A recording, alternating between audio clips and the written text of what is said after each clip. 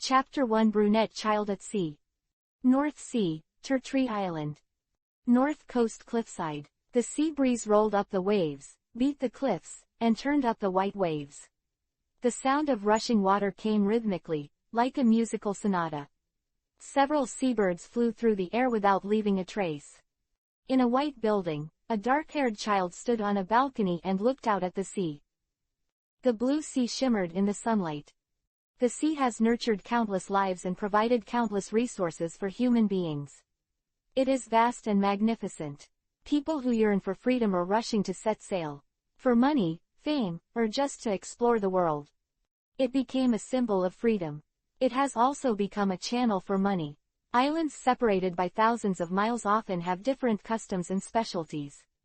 It contains unlimited business opportunities. Often a voyage can make a lot of money. But behind the freedom and wealth, there are also infinite murderous intentions. A storm, a shipwreck, can make businessmen lose everything, and even pay the price of their lives. Everyone who goes out to sea is walking on the tip of a knife. The danger is not only from the changeable weather, but also from the similars who go out to sea. Especially after the man named Goldie Roger made that inspiring speech a few years ago, it pushed the confusion to a new level. In the boy's hand is a newspaper, Bay High News. In an inconspicuous corner above it is written, "The big cat pirates reappeared, attacking the passing merchant ships." It was accompanied by a picture of a merchant ship that had been bombarded. The fire was raging, and black smoke rose into the sky. Although the picture was a bit blurry, the unique logo on the bow made him sure that this was the merchant ship of his father Wenris, the Gwyneth. He has no memory of his mother, who is said to have died in childbirth. This is his only relative in the world. What happened next is written in the text. A fisherman going out to sea happened to spot the attacked merchant ship and reported it to the Navy. The Navy that rushed in fought fiercely with him. It is a pity that it was not destroyed, and none of the passengers on the merchant ship survived. According to the investigation, this is the merchant ship Wingyas, which often travels between Tetria and Chris Island. Since the beginning of the Great Pirate Era, pirates have been rampant and the crime rate has remained high. The head of the Navy branch issued a statement that such atrocities against pirates must not be tolerated. They will pursue the big cat pirates, fighting for justice until the end of evil. Anil said that his heart did not fluctuate at all about the impassioned statement of the Navy, and he even wanted to laugh a little.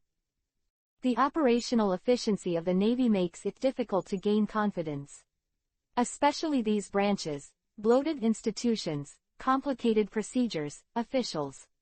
The Navy's inaction made the sea more turbulent, chaotic, disorderly, killing, and restless atmosphere filled the whole sea. Ahoo, ha ha ha ha ha ha ha, he suddenly laughed, first whispered, shoulders also shaken, as if it was going to be in the chest. Then the voice got louder and louder, and he laughed unbridled. Although Wenris has been doing business abroad all the year round, his gentle image is deeply imprinted in the boy's mind. Every time he came back, regardless of the fatigue of the long journey, he brought the specially prepared toy to his room. As a traveler, he had already passed the mental stage of playing with toys, and habitually responded to him with a disguised smile. Later, Wenris found that his son did not seem to be interested in toys at all, so he brought back some precious books. That time, Enel laughed heartily, and smiled happily. Wenris looked at this smile and laughed, looking happier than Enel, as if he was the one who received the gift. The boy opened his arms as if embracing the world. But there was nothing in his arms. The last concern was gone, and at the same time the reins that bound Enel were gone. Monster, out of the cage. The newspaper was blown into the air by the sea breeze, and then spiraled downward, disappearing into a wave. The whole manor heard his laughter. The two maids whispered, "Master, what happened to him? Isn't it because of overstimulation that you're insane? Maybe. He's only 7 years old after all. It's possible that he can't accept it for a while." "Don't talk nonsense, the young master must be fine." Karina, another maid who happened to pass by, said firmly, but she couldn't hide the worry on her face. "Master, A middle-aged man with dyed silver hair hurried over and looked at the boy worriedly. You, he hesitated.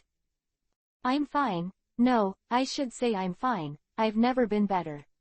Hum. Anal laughed lowly, tears streaming out of her laughter. Don't worry. Art is even more worried. Anal's state is obviously not normal. He clearly felt the negative emotions suppressed in the laughter. Although the master and madam are gone, you must be strong. Even if they are in the kingdom of heaven, they will definitely be watching you. I said, I'm fine. Go and prepare a boat. What? Art was still immersed in the fantasy of Anal's self-defeating and desperate, and then he stood aside with a sad face, thinking about how to comfort him. I didn't hear it clearly for a while. I'm going to sea. Oh yes, I'll go get ready now. Immediately, he reacted, out to sea. Gil is the owner of the only shipyard on the island of Tetria. Tiria Island is not big, so his business is actually not very good, usually mainly small fishing boats. Now, he has a big list. He was directing a gang of hired workers to work. The scorching sun was scorching hot, but it did not dampen the enthusiasm of the boatmen at all. Because the revenge given by the boss is very generous, it is 3 times their usual salary. A dark-faced, honest young man asked, Boss, is it really okay for the ship to be like this? Although he was an amateur, he could see the problem of the ship. He always felt that it was very unlucky to go out to sea in this shape like a big coffin, and the ship was too small, not like a ship that could support long-distance voyages. Jill also looked puzzled. Who knows, this is a customer's request. Maybe it's a special hobby of the rich. Recalling that day, Enno brought a bag of Baileys and put it on the ground, asking him to make it as soon as possible. A boat and made some strange requests. Shaking his head, he expelled some of these out of his mind. The other party gave money, he did things, and that's it. If the other party gives enough money, then work overtime. A few days later. On the pier, a black-haired child staggered forward dragging a white-haired middle-aged man. The people around pointed to the strange combination. With tears streaming down his face, Art hugged Anal's thigh and cried, Master, you have to control yourself. Be rational, be rational, be rational. You are still so young, you will die if you go to sea alone. Enel suddenly stopped. Yacht was overjoyed, swiped, and stood up from the ground. Master, you finally changed your mind. Well, changed my mind. Young master, it's not time for you to go to sea yet. The old man left behind is enough for you to live to adulthood. If you really want to go to sea to pursue your dreams, wait until you become an adult. Yacht's chattering voice stopped abruptly. The world is clean. Sure enough, the gentle method is too troublesome, so I changed my attention, and it's still neat and tidy. Enel calmly retracted his fist. Then he said to Karina, please watch this guy. When he wakes up, tell him that 70% of the inheritance will be given to him, and the other 30% will be given to you, Karina. I probably used no more of those things. After that, he jumped into the boat. Karina was speechless, opened her mouth, but found that she couldn't say anything. What reason can stop a man from running to the sea? Although the man is a little smaller. The wooden boat slowly left the coast. Karina suddenly shouted, Master, will you come back? He thought about it and said an answer that he was not sure about. If there is a chance, I should come back and have a look. In the setting sun, the sea surface burns like fire. The dark boat slowly left and drifted into the distance. Yacht, who woke up at some point, stood beside Karina, forced a smile, and shouted, Master, come on, live well, don't die. Well, I will. The black wooden boat gradually went away, from big to small, and finally disappeared into the vast sea. Yacht's smile disappeared all of a sudden, and he burst into tears. Young master, he's gone. The master told me to take good care of the young master, but he left. Karina took a few steps without a trace, away from Art so that he wouldn't get his snot on her. Young master has gone to pursue his dream, we should bless you. But he saw Yacht squatting and muttering, young master didn't take me when he went to sea, he didn't take me. Karina thought, maybe you just can't stand it, it's so humiliating. On the other side of the sea, a man with a sword stood on the bow, holding the same newspaper in his hand.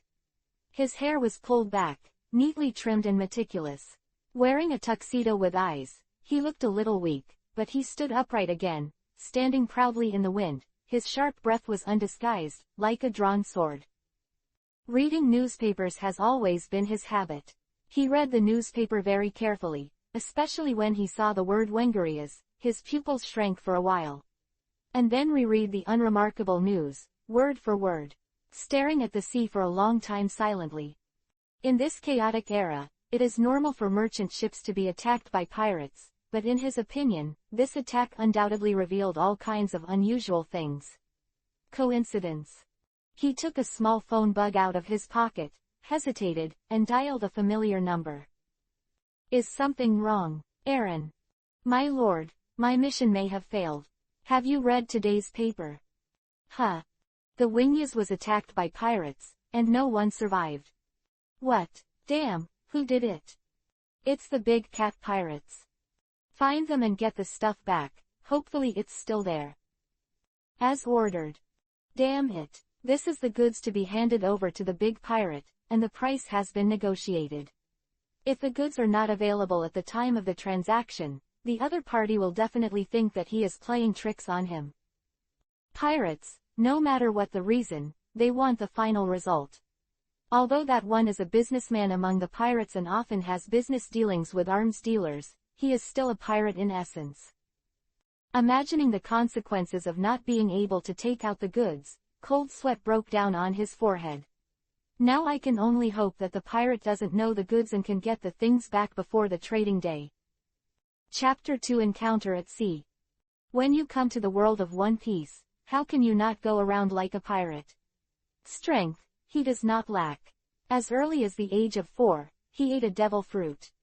When he picked up this devil fruit, he was hesitant to eat it. There is no strongest devil fruit, only the strongest person. Although this is not bad, devil fruits can't tell the strongest. However, the increase in strength brought by the top devil fruit cannot be ignored. Blackbeard is the best example. Before eating the fruit, the cowardly group, after eating the fruit, were so arrogant that they dared to confront Whitebeard.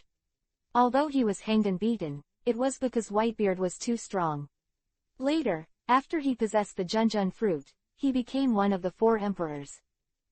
Taking a gamble, if you are a scumbag, you will not go to sea and be a salted fish mentality.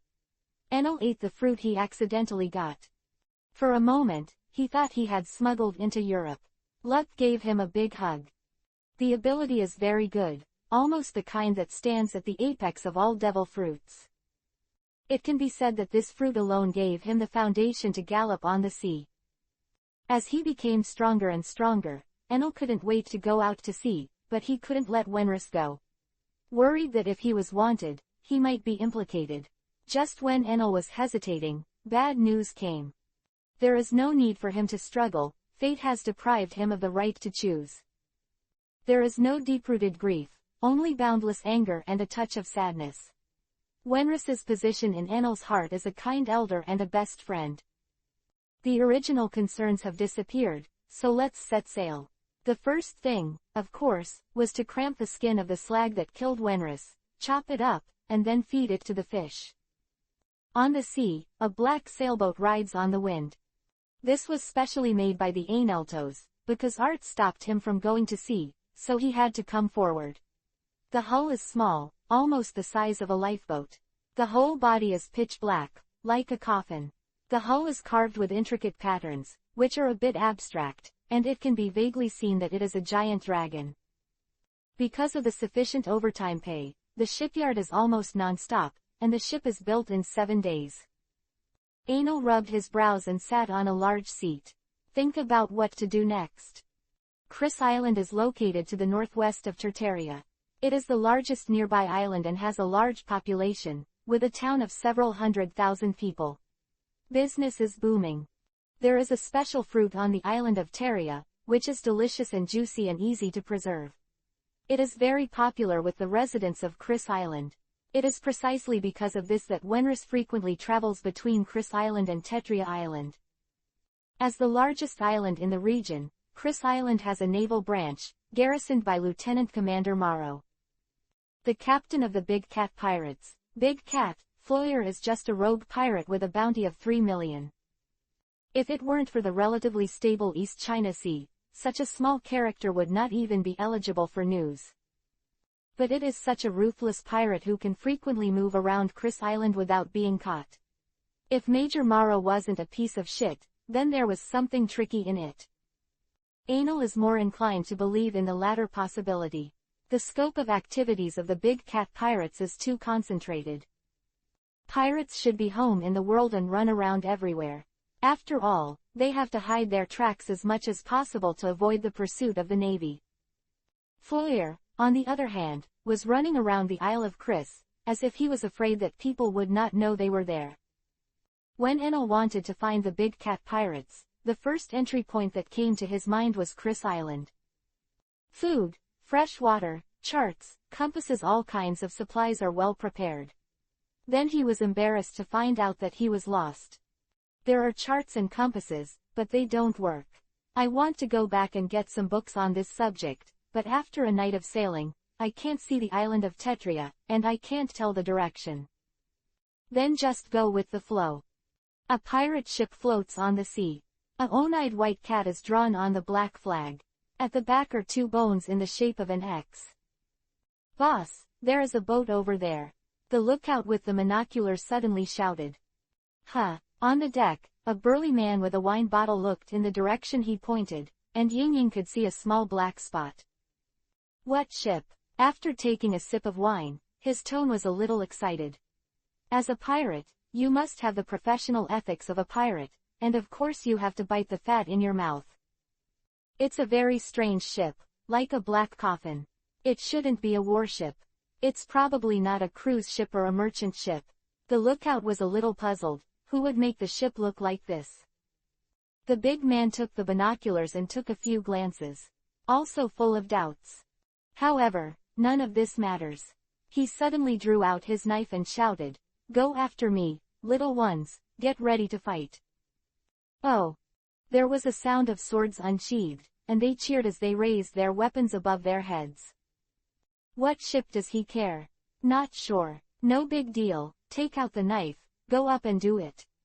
This is the style of pirates, don't expect how cautious these outlaws are. Anal, who was distressed and didn't know where to go, noticed a ship in the distance, and was about to catch up to ask for directions, but found that the other party was also approaching him. It's so sweet. As the distance gradually drew closer, Enel also saw the other side's flag. He grinned and pulled out a smile. Beneath the smile, there is a chill to the bone and a strong killing intent. It really came without effort. Dark smoke spread from Enel's feet, covering the entire hull. The eulogy quickly approached the other party like an arrow. The people on the pirate ship on the other side felt that something was wrong when they saw the black smoke coming out of the coffin-like ship. Then I saw it rushing like this very fast. "Fire! Fire! Fire!" shouted the captain. At this time, even people without eyesight know that the other party is not easy to provoke. If they collide at that speed, no matter how bad it is, the boat will be destroyed, and both sides will suffer. The gunners hurriedly loaded the shells and fired. However, don't count on their level. There is not much time to aim in the panic, and the opposite is moving quickly. Naturally, not a single shot was hit. What's even more outrageous is that there is a flower that even blooms not far from oneself, and the water splashes from the explosion. The pirate captain's scalp froze. He cursed loudly, "Trash, it's all a bunch of trash. What are you doing? You want to sink our ship. Aim for it. Why are you still standing still? Keep fighting." Yes. The scolded pirate was shocked and hurriedly prepared to fire again. However, it was too late. The eulogy is already in front of you, and in the desperate eyes of the pirates, it makes a gorgeous big drift just before it hits. The pirate ship next to them stopped. Third chapter. Enemy, Freeur. Ha tilde tilde tilde. Everyone on the boat breathed a sigh of relief. Losing a ship on the vast ocean is tantamount to a dead end. Like swimming directly to another island, it is estimated that only a monster of the level of Pluto really can do it. Bastard, how dare you scare us? Give him some color and see. I'm going to cut him into 8 pieces. After the crisis passed, the recovered pirates put on a ferocious expression again, clamoring for the other party to look good. But looking at this strange coffin-like ship with black smoke, I felt a little timid in my heart. Hesitantly, he did not dare to go forward. You, go up and have a look. Ah, me, the unlucky guy who was called felt a chill in his heart. Look at the fierce face of his boss. It's clearly written that if you don't go, you will be slashed with a knife. Look at that spooky boat again. Extending the head is a knife, and retracting the head is also a knife. Fight, maybe the opposite is a lookalike. After all, the boss of his family is real, and there is no problem in killing his small body. Then put on a fearless look, take a few steps back, and jump. Before he could vacate the air, a figure rushed out of the black fog and kicked him to the ground. The pirate with shoe prints on his face lay on the ground and stared at the sky. The sky is so blue, the clouds are so white, and the sun is so dazzling. Bah, now is not the time to think about that. He got up from the ground. Look at the enemy. Ah, kid. First stunned, then furious. Being kicked to the ground by a child would undoubtedly be a laughingstock. His pirate buddies also cooperated with a burst of laughter. Hey, can you help me? Ha ha ha ha ha ha. The pirate who just got up from the ground blushed, and he didn't know if he was ashamed or angry. He picked up the knife, pointed at Neil, and said viciously, "Little devil, hurry up and hand over all the valuables. If the boss is in a good mood, he will spare your life, otherwise he will chop you up and feed the fish." Anil didn't care about his threat at all, scanning the crowd calmly. Then his eyes stopped on a burly man. Bare head, scarred face is extremely hideous. Taller than the average person, his body is full of bulging muscles, and his body exudes a faint evil spirit. Conspicuous like a standout. "You're, big cat, Floyer." Floyer also looked at Anil, and their eyes met in the air. "Bastard, don't underestimate me." The ignored pirate felt that his self-esteem was hit by a 10,000-point crit, raised his bright knife and rushed over, wanting to cut this hateful kid in half. To save some face. After rushing to the general level, he suddenly found that he couldn't move, and looked at his feet. Thick shadows surged around his feet. A huge gravitational pull pulled him down, as if to pull him into a bottomless abyss. I struggled desperately, but found that no matter how hard I tried, I couldn't pull it out. "Let go, let me go, help help," he cried out in panic. Then, with a scream, he disappeared into the darkness. The people around all widened their eyes, swallowed hard, and said in disbelief, "What is it? Strange monster." Only then did Floyer begin to pay attention to the child in front of him. "You know me. It looks like you came here on a special trip to find me. Although the order is a bit wrong, but I came here specifically to find you, so it's not wrong." Originally, Enel wanted to go to Chris Island to find Major Morrow for information about Floyer, but he didn't expect to get lost. And then very fortunately met the ultimate goal. When I first saw the big cat banner, he was like, "You're fucking making fun of me." He had already suspected that he had transmigrated into a European. There is simply an urge to look up to the sky and laugh. The Nanchi face of the previous life has completely left, and the resentment of Shillian has dissipated. In fact, although the chance of his lucky is very small, it cannot be completely said to be a fantasy. There is an ocean current between the islands of Tertria and Chris. Most of the merchant ships that come and go travel by this ocean current. And the big cat pirates entrenched in the waters around Chris Island, of course, are also active in this kind of prey area. Enel's original destination was Chris Island, so before he lost his way, he came to the vicinity of the ocean current. Then he followed the current, and by coincidence was caught in the ocean current. So, The lost Anil actually did not go the wrong way. Then, on this channel, I met the big cat pirates who came out to fight the autumn wind. What have you come to do with me? Asked Floyer. Of course kill you. Kill me. Floyer froze for a moment, then laughed, a bounty hunter. Come for my 3 million head. Join us, I can make you my deputy, money is comparable, the bounty hunters are coming much faster. Quote. He was full of vigor and arrogant. Of course, this was because he didn't want to have too much conflict with Enel after seeing the ability he showed. As for the unfortunate who died, who cares about him? It's all about putting your head on your belt, pirates, but it's more promising. We robbed a merchant ship 2 weeks ago and made 10 million Baileys. 2 weeks ago, that was the day the Wengari is wrecked. No, I'm here for revenge.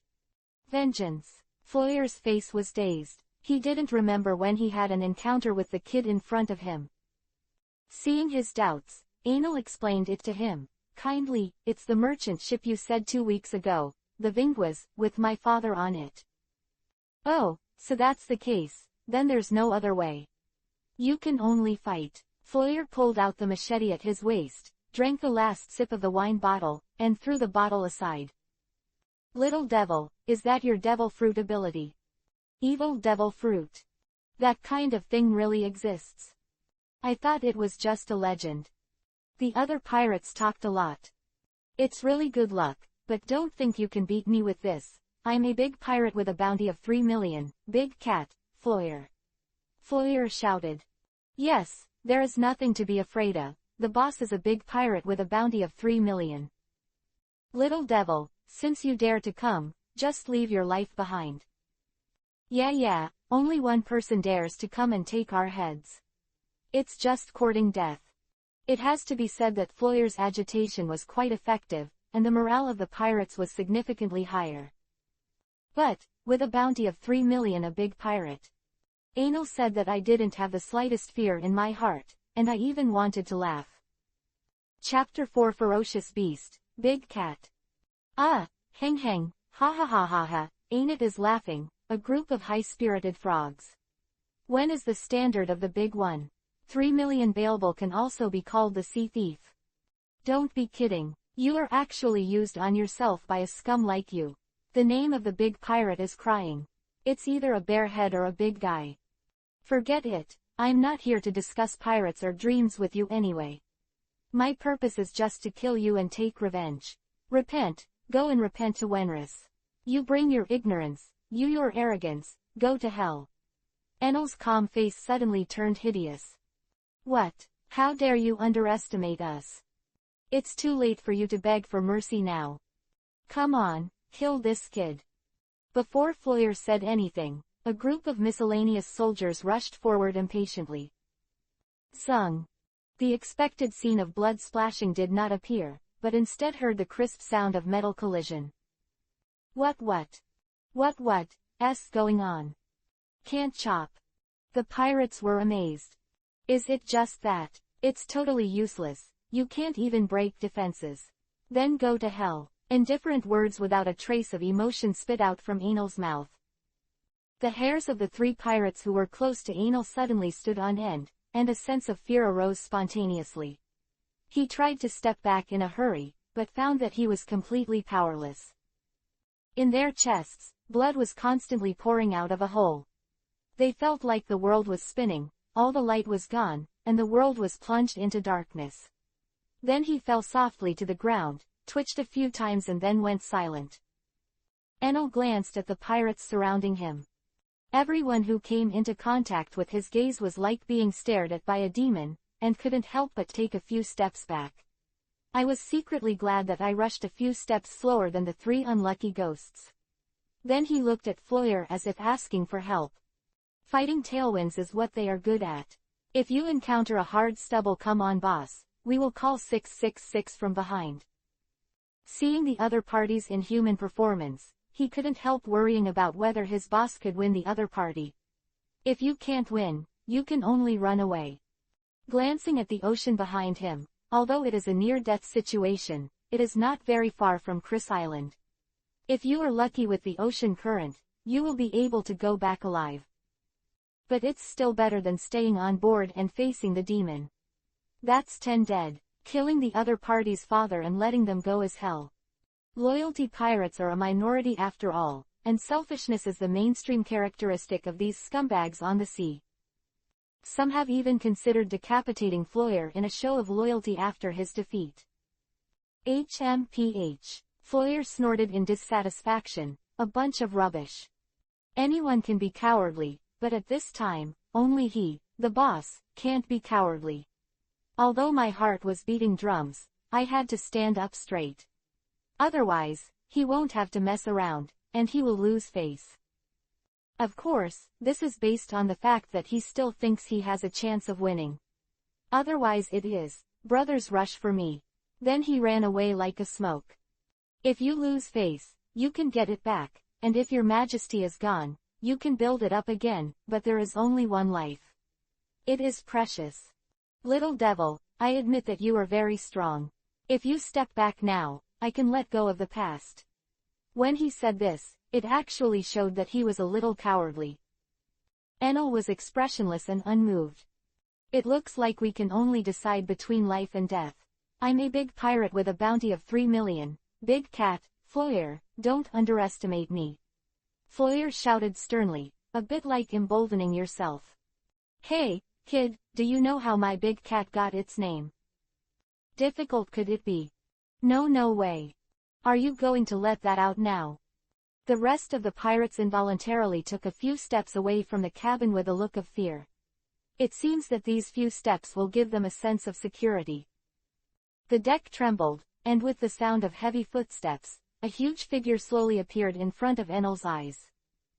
He is more than 2 meters tall, his body is pink, and the darker pink markings on his forehead show the character, King. The whole body exudes this dangerous and violent breath. Appeared. The origin of the captain's nickname. Our pirate group's strongest combat power. Apart from the captain, no one recognizes it, and even the fierce beast that bit several companions in the previous battle Big Cat, lore. It is indeed a big, fat cat. Why do cats make footsteps when they walk? Don't you know that bosses come with their own BGM? Maybe it's too fat. Maybe it's deliberately stepped out in order to set off the atmosphere and put pressure on the opponent's heart. Should I say it really is the world of One Piece? Even cats are so personal. Enel thought wildly. Meow, Lori roared at the right time. In line with the sound of footsteps, the pirates fled away in a panic like birds and beasts retreating. Really imposing. Of course, this premise is to ignore its fat ball-like body. 2 meters high and 1 meter 5 wide, the first thing Lore did when he came out was not to deal with Aenir, but to spread his 4 short legs and rush towards Floyer. The momentum brought by the huge body suddenly knocked Floyer upside down. Lore stretched out his soft tongue and licked his shiny head, then blinked at each other. Seems to be asking, have you eaten yet? Where's the cat food? Floyer pushed Lore away with difficulty and pointed at Enel. Go, kill him. Kill that kid, and I'll give you as much fish as you want. Lore looked in the direction of his fingers. What about fish? Where? Then he looked at Floyer again, his eyes full of anticipation. Floyer slapped it on the head. Idiot, I told you to kill that kid. Kill him before the fish can eat. Lore shook his head, meow, and let out a cry. Seems to be a bargain. A posture of doing nothing if you don't give fish. Enel watched silently for a while, but he did not stop him. Only after all the means have been exhausted can he be able to know what despair is. However, Floyer did not convince Lore for a long time, which made him lose his patience. The farce is here. No matter how much delay, you can't change your fate that you are about to die. He walked towards Floyer step by step, unhurriedly. Meow. Lore was blown away, and he clearly felt the dangerous breath of the human being in front of him. Although the other party is not big, with thin arms and thin legs, it brings a deadly sense of crisis to it. Meow. Another roar warned Enel not to approach. Chapter 5 Hidden Truth. Enel Donjon did not take this warning seriously. Lore bowed nervously and let out a low cry of, "Who?" The lingering sense of crisis, the faint smell of blood makes it even more manic. Finally, it attacked first. Oh, come on. Lol, come on. Tear this arrogant brat to shreds. The pirates on the side shouted and cheered. Lore dashed for a few steps, and then a jump rushed towards Anal. Anal's eyes widened, and an invisible coercion erupted, rapidly spreading around him centered on him. The pirates lost consciousness one by one, rolled their eyes and fell to the ground. Small fish in the sea float on the sea with their stomachs upside down. The larger sea beasts fled in terror into the distance, as if something terrifying was chasing them behind. Lori only felt a chill rise up. In its perception, the person in front of him is no longer just a powerful human being, but a higher-level creature, a huge beast like a sea king. He will die. If he really jumps over like this, he will surely die. That was the only thought on Lore's head. At this critical juncture, it exploded to 120% of its potential. He twisted his body abruptly in midair and changed direction, then landed and braked. The claws made a mark on the deck. Wu-Tilda breathed a sigh of relief. And think that the crisis has not passed. It is now stopped in front of this person. It can be clearly seen that his right hand, which has just cut a hole in the chest of the three pirates, is dripping with blood. Blood dripped on the deck down the fingertips, tick, tick. Every stroke was like a death god reminder, hitting Lori's heart heavily. Cold sweat broke out. He was so nervous that he didn't dare to move. Every muscle loses strength. Wisdom in a hurry. Meow, Ru Nuo Nuo moaned, very obediently stepped forward to lick the bloody palm clean. Lore admired his wit. Anal looked at the pink cat who had surrendered without a fight. Forget it, it's just a cat, so I don't care about it. Kicked it. Lore also ran to the side very interestingly. Floyer was already awake, touching his head in his left hand, holding a knife in his right hand, and stood up staggeringly. This is, what? No one answered his question. The frightened Floyer looked at the collapsed crew members, and Anal, who was a step away from him. Knowing that escape is impossible. Then only fight to the death. Go to hell. Raise your arms, twist your waist, swing your knife. He used all the strength of his body and swung the sharpest knife. The specially crafted heavy machete was lightly blocked by a thin palm. What? Impossible. The fear of death hung over him. Slash again. Go to hell, go to die, you monster. Repeating this movement over and over, with all my might, hysterical. Despair increases by 1 point with each slash. The arms are getting heavier and heavier, and the oxygen supply of the lungs has gradually been unable to satisfy the muscles that are strenuously exercised. The knife can't be lifted. Because it has been firmly grasped by a dark claw. No matter how hard you try, you can't shake it. It's getting slower and slower. Are you running out of skills? The claws shrank for a while, the blade swayed up and down, and then cracks appeared. With a crisp sound of kala, the knife broke into 2 sections. Bang! Floyer fell backwards because of the star, and the broken half-blade also fell on the deck. Strange monster. He stared at Anal with wide eyes. In his cognition, this is not something normal humans can do at all. Then of course it's a monster.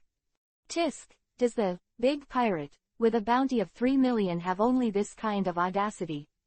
Anal sneered, adding these 3 words specially. That's why you are said to be frogs in the well. Then, die for me, and don't forget to apologize to Wenris in heaven. No, a scum like you can't go to heaven. You should go to hell. Then, farewell. He was about to wave his paws, grabbed Floyer's chest. Don't do and kill me. I still have a lot of treasure, all for you, don't kill me. Claws fell.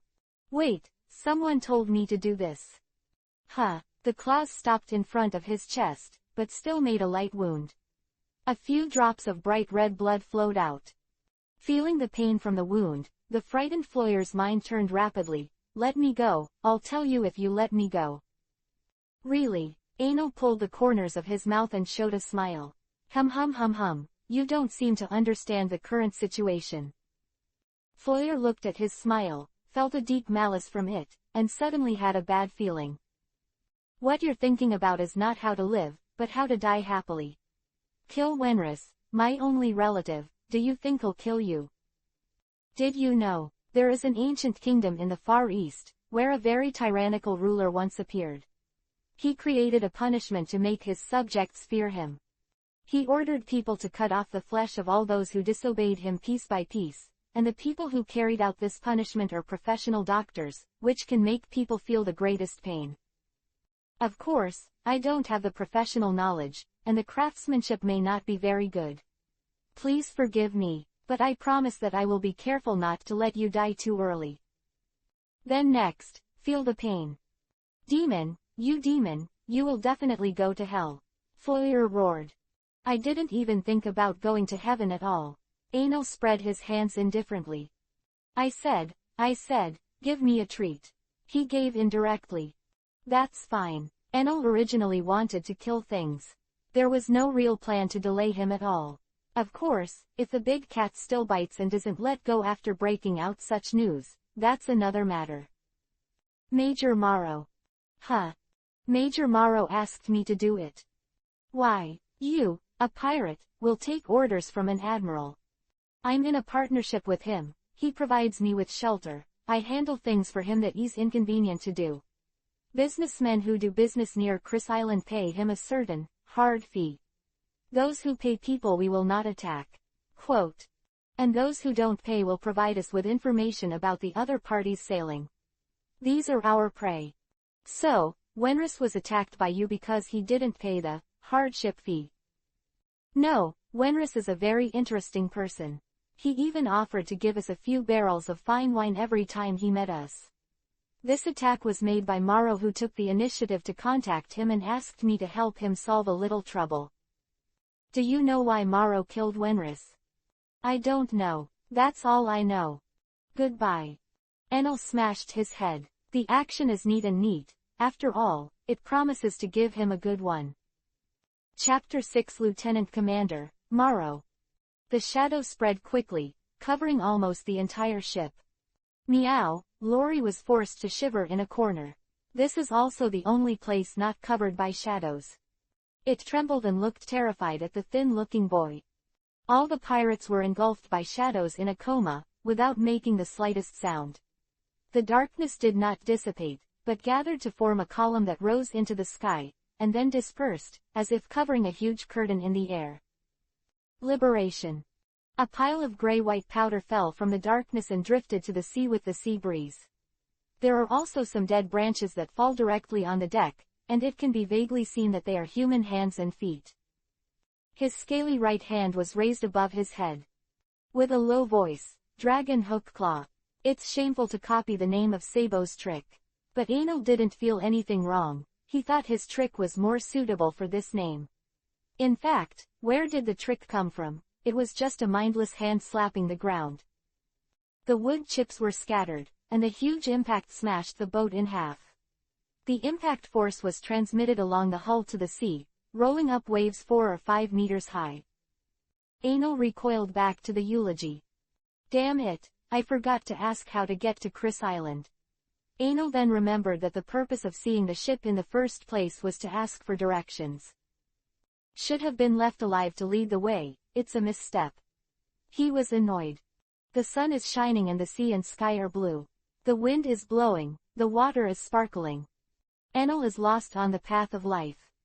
Sit in a chair and support your head with your right hand.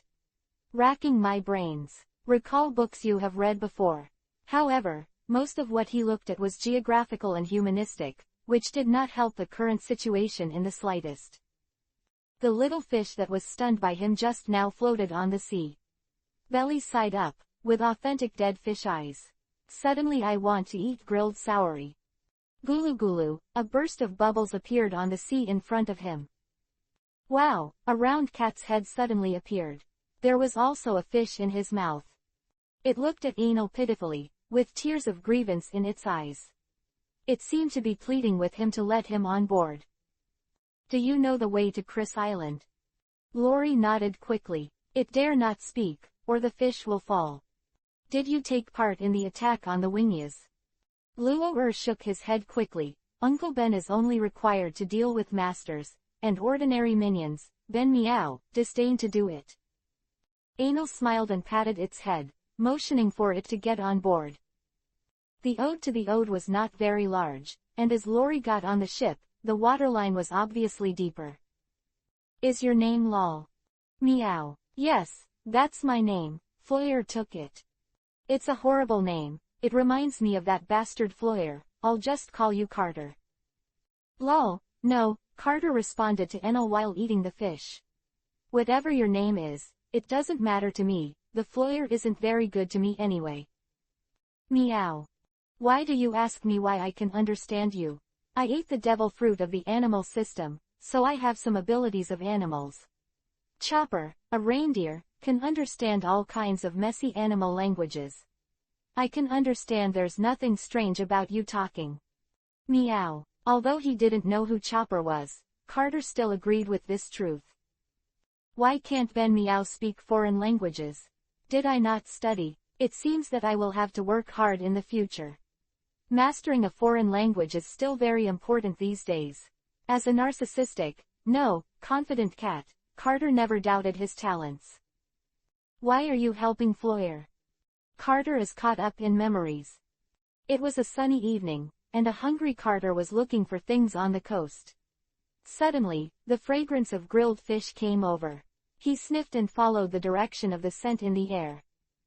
Ha ha ha ha, little ones, open your stomach and eat. Oh. Come on, cheers. The Big Cat Pirates had a party there. At that time, the Big Cat Pirates weren't called the Big Cat Pirates, they were just a little-known and unpopular pirates who had just debuted. They've just found a treasure trove. Looking at the fragrant barbecue, Carter couldn't help drooling. Its eyes turned around a few times, and finally found a suitable target. It was another pirate sitting on the edge, next to a bush. There are 2 plates of roast meat in the middle. Carter made a big circle, tiptoed closer, and then took advantage of the 2 pirates drinking. Ah, where's my barbecue? Say, did you eat it? Huh, I'm not interested in your barbecue. It's unpalatable with so much salt. Sure enough, you stole it, otherwise why would you say that my barbecue is unpalatable? I watched you put salt on it, of course. Besides, I can't possibly eat it with the plate. That must be hidden by you. Pay me the barbecue. You bastard. Idiot, it's all said. I didn't eat it, so I won't pay. Pay me now. No compensation. Pay me. No compensation. Want to fight, bastard? Come on, who's afraid of you? With a flash of pink, the other plate of roast meat disappeared. Did you see anything just now? I think something flashed past. The 2 pirates looked at each other. Wow, my barbecue is gone too. One of them held his head. Then they heard a sound of broken bones. Look at each other. At one glance, they walked towards the bushes together. There are tigers. What, tiger? The pirates took up their weapons one after another, and watched the 2 pirates at ease. Isn't it just a tiger? What are you nervous about? Let's add food. Oh, as expected of the boss. There were so many people on the other side that Carter wanted to run away, but he had not finished the barbecue, so he was a little reluctant to leave it like that. Then there was a threatening roar, meow. This is a tiger. It's a cat. Floyer, carrying the big knife, suddenly asked, Hey, cat, play with me, fish and meat are full. And then you got on the pirate ship like this. Enel's mouth twitched. Meow. Carter nibbled at the sturgeon and glanced at him. The world is big, and the food is the biggest. Ha ha ha ha ha, really has personality. Well, it was like that, but Floyer broke his promise to me. So my relationship with him isn't really that good. The cat's face was full of seriousness. Ah, what's wrong? He doesn't feed me. Obviously at first he said he was fed. Carter, tearful, accused Floyer of his atrocities against it. It's just cat abuse. I'm going to complain. Ha ha ha ha, be my partner. Enel invited the cat. Carter thought for a long time, then asked, "Are you full?" "As long as there's something in the kitchen, eat whatever you want." "Okay, I'll join," Carter agreed impatiently, for fear that he would go back on it. One person, one cat. People are drinking and cats are eating fish. The black sailboat rode the waves to Chris Island. Late at night, a small black boat was parked on the beach on the southern shore of Chris Island. "Here is a forest, inaccessible and overgrown with weeds. Stupid cat, hide yourself, don't be found." Meow. Then Meow knew. Enel felt that he was quite strong, but he didn't know what position he was in. It is better not to enter the site of the Navy headquarters too early. "Because I don't want to be wanted right away." So he chose such a dark and windy night, killing people and setting fires. Wrap yourself in darkness, perfect. As for Carter, who was covered in pink, swaggering for fear that others would not know him, of course, Carter was left here. The evening wind whimpered. Something seemed to move in the darkness. Carter was agitated and quickly climbed to the nearest tree. "Meow. You come back soon, I'm afraid." In the brightly lit dining room, tables and chairs made of gray and white oak are neatly arranged. Crystal decorations hang from the ceiling. Glitter in the light. A light incense filled the room. The walking maids wore cheongsams. Their forks were almost as high as the roots of their thighs, and their fair thighs flickered, making people imagine. This is one of the most upscale restaurants on Chris Island. A middle-aged man with dark skin in a white and green striped shirt sat by the window on the second floor. He took a glass of red wine and savored it. "Sir, what you ordered?" A well-dressed maid respectfully placed the plate on his table. Those who come and go here are either big rich businessmen or high-ranking officials in important local positions. As head of the local naval branch, Morrow is arguably the most powerful man on Chris Island. Of course it became a regular visitor here. Even in civilian clothes, no one does not know the famous naval major. The maid was really respectful, bent at a 90-degree angle, her loose collar drooped down, revealing her full breasts. Morrow glanced at him, then waved her back.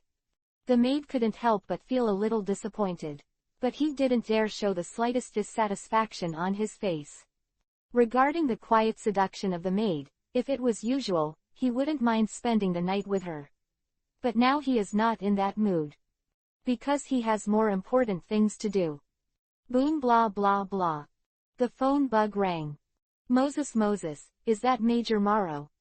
"Well, it's me, I'm Morrow. Who are you?" Although he had already guessed the identity of the other party, he still pretended not to know. "Dear Major Morrow, hello, my dear Wallace, a businessman." It turned out to be Mr. Wallace, disrespectful disrespect. "It's just a little bit of fame, nothing to talk about, but I'm really flattered that Major Morrow has heard of me." "Who is Morrow?" Wallace said he had never heard of it before, just a little major. But this did not prevent him from directly touting it. After all, the other party was also an admiral, so there was no need to be hostile. "You are too modest, the richest man in the kingdom of Testia, a famous big arms dealer. Do you have anything to do with me? I really need your help with something. Please say, I will not refuse if I can. Actually, a shipment of mine was attacked by a little pirate who didn't know how high the sky was when it passed through your jurisdiction. Then, that shipment also disappeared." "What, there is something that dares to attack your merchant ship?" Morrow was surprised. "Who is it?" "I'm sure you've heard of him, too. He's Big Cat, Floyer." Chapter 7 Anger in the Dull.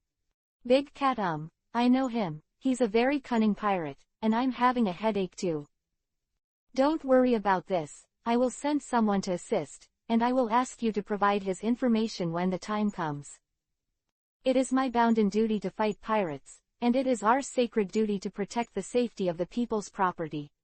Morrow said with awe, "Please rest assured, I will catch the Big Cat as soon as possible, and if there is news of the goods, it will be the first time to let you know." No, I mean you only need to provide information about the Big Cat. As for his words, I will send someone to solve it. I believe you are a smart man, Major Morrow.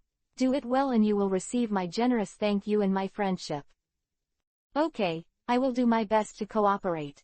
They said that they were helping, but they were actually worried about themselves. They were afraid that the goods would not be recovered because of their incompetence. Moreau was well aware of Wallace's concerns. Drop the phone, Bug. Morrow stood up suddenly. Oh, moving so fast, it looks like I have to speed up too. Huh, he suddenly looked out the window. There were not many pedestrians on the street. A drunk man walked by, and there were a bunch of couples holding hands. The man seemed to say something and made the girl laugh.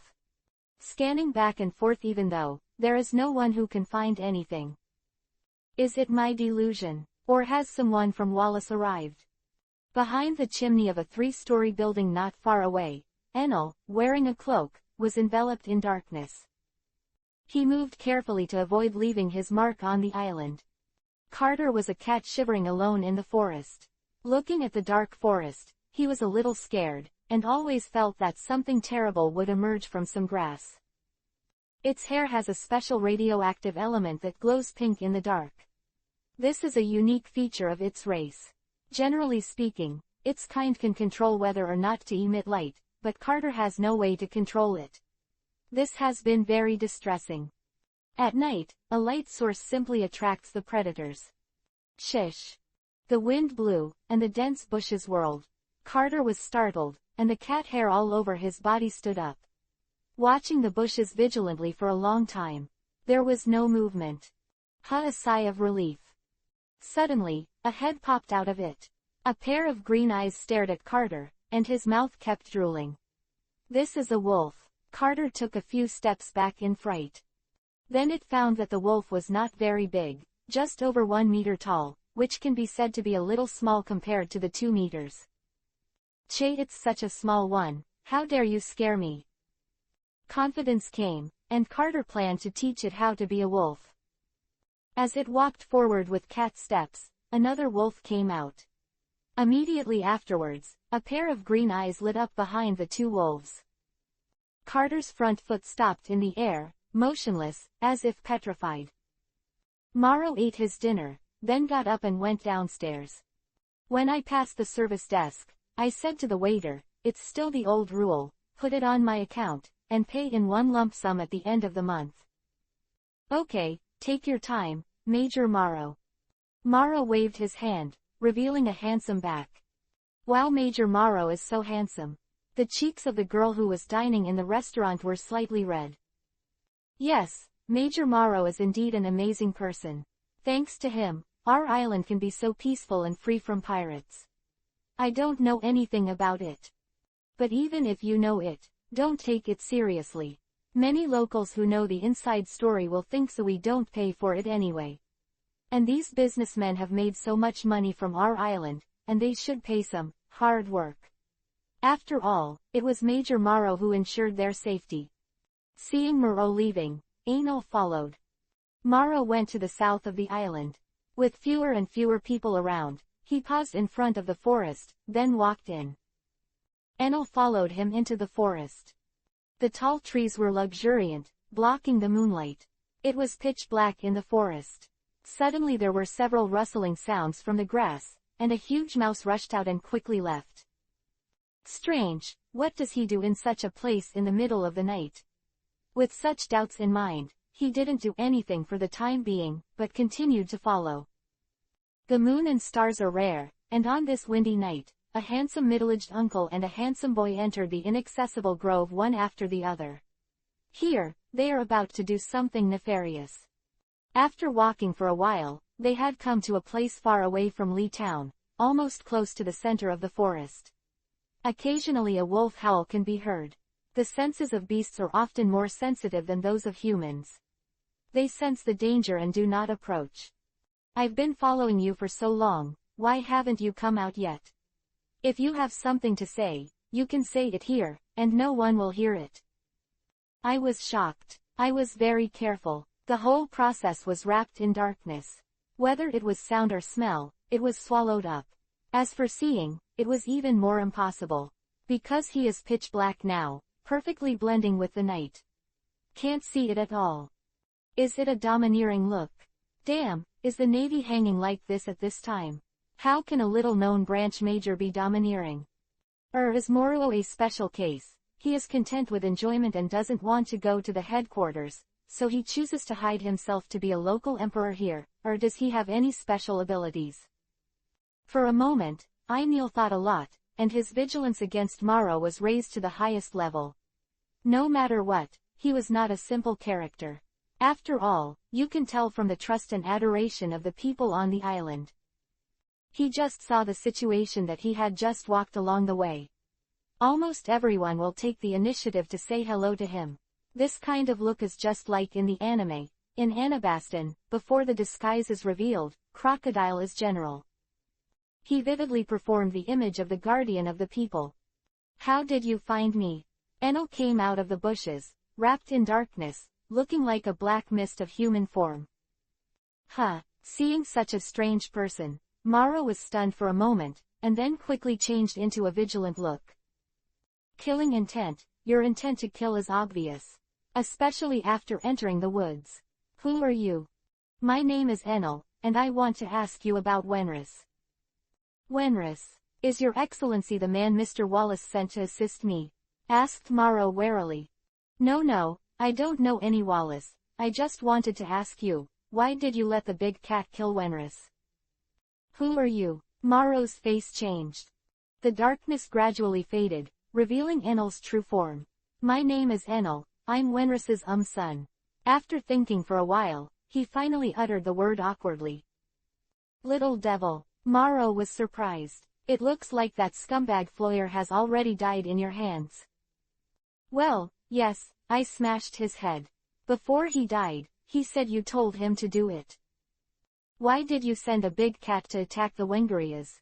Ha ha ha ha ha ha. Maro laughed. Why, are you asking this for revenge? Well, Wenris is dead, and I want to avenge him. Enel nodded expressionlessly. Ha ha ha ha ha, I didn't even think about cutting the grass and roots, but if you come to die, don't blame me. It's not good to be a commoner on Tetria Island with Wenris's legacy. You have to come to court death. Maro shook his head with a very regretful look. However, you are mistaken about one thing. I just asked Floyer to attack the Wingias and kill everyone on it. I didn't ask him to kill Wenris. Your father I killed it myself. Maro's face suddenly turned hideous. Hearing this, Enel's killing intent also skyrocketed.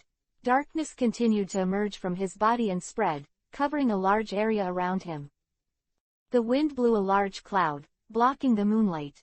The forest becomes darker. There is hardly a trace of light. Chapter 8 Devil Fruit.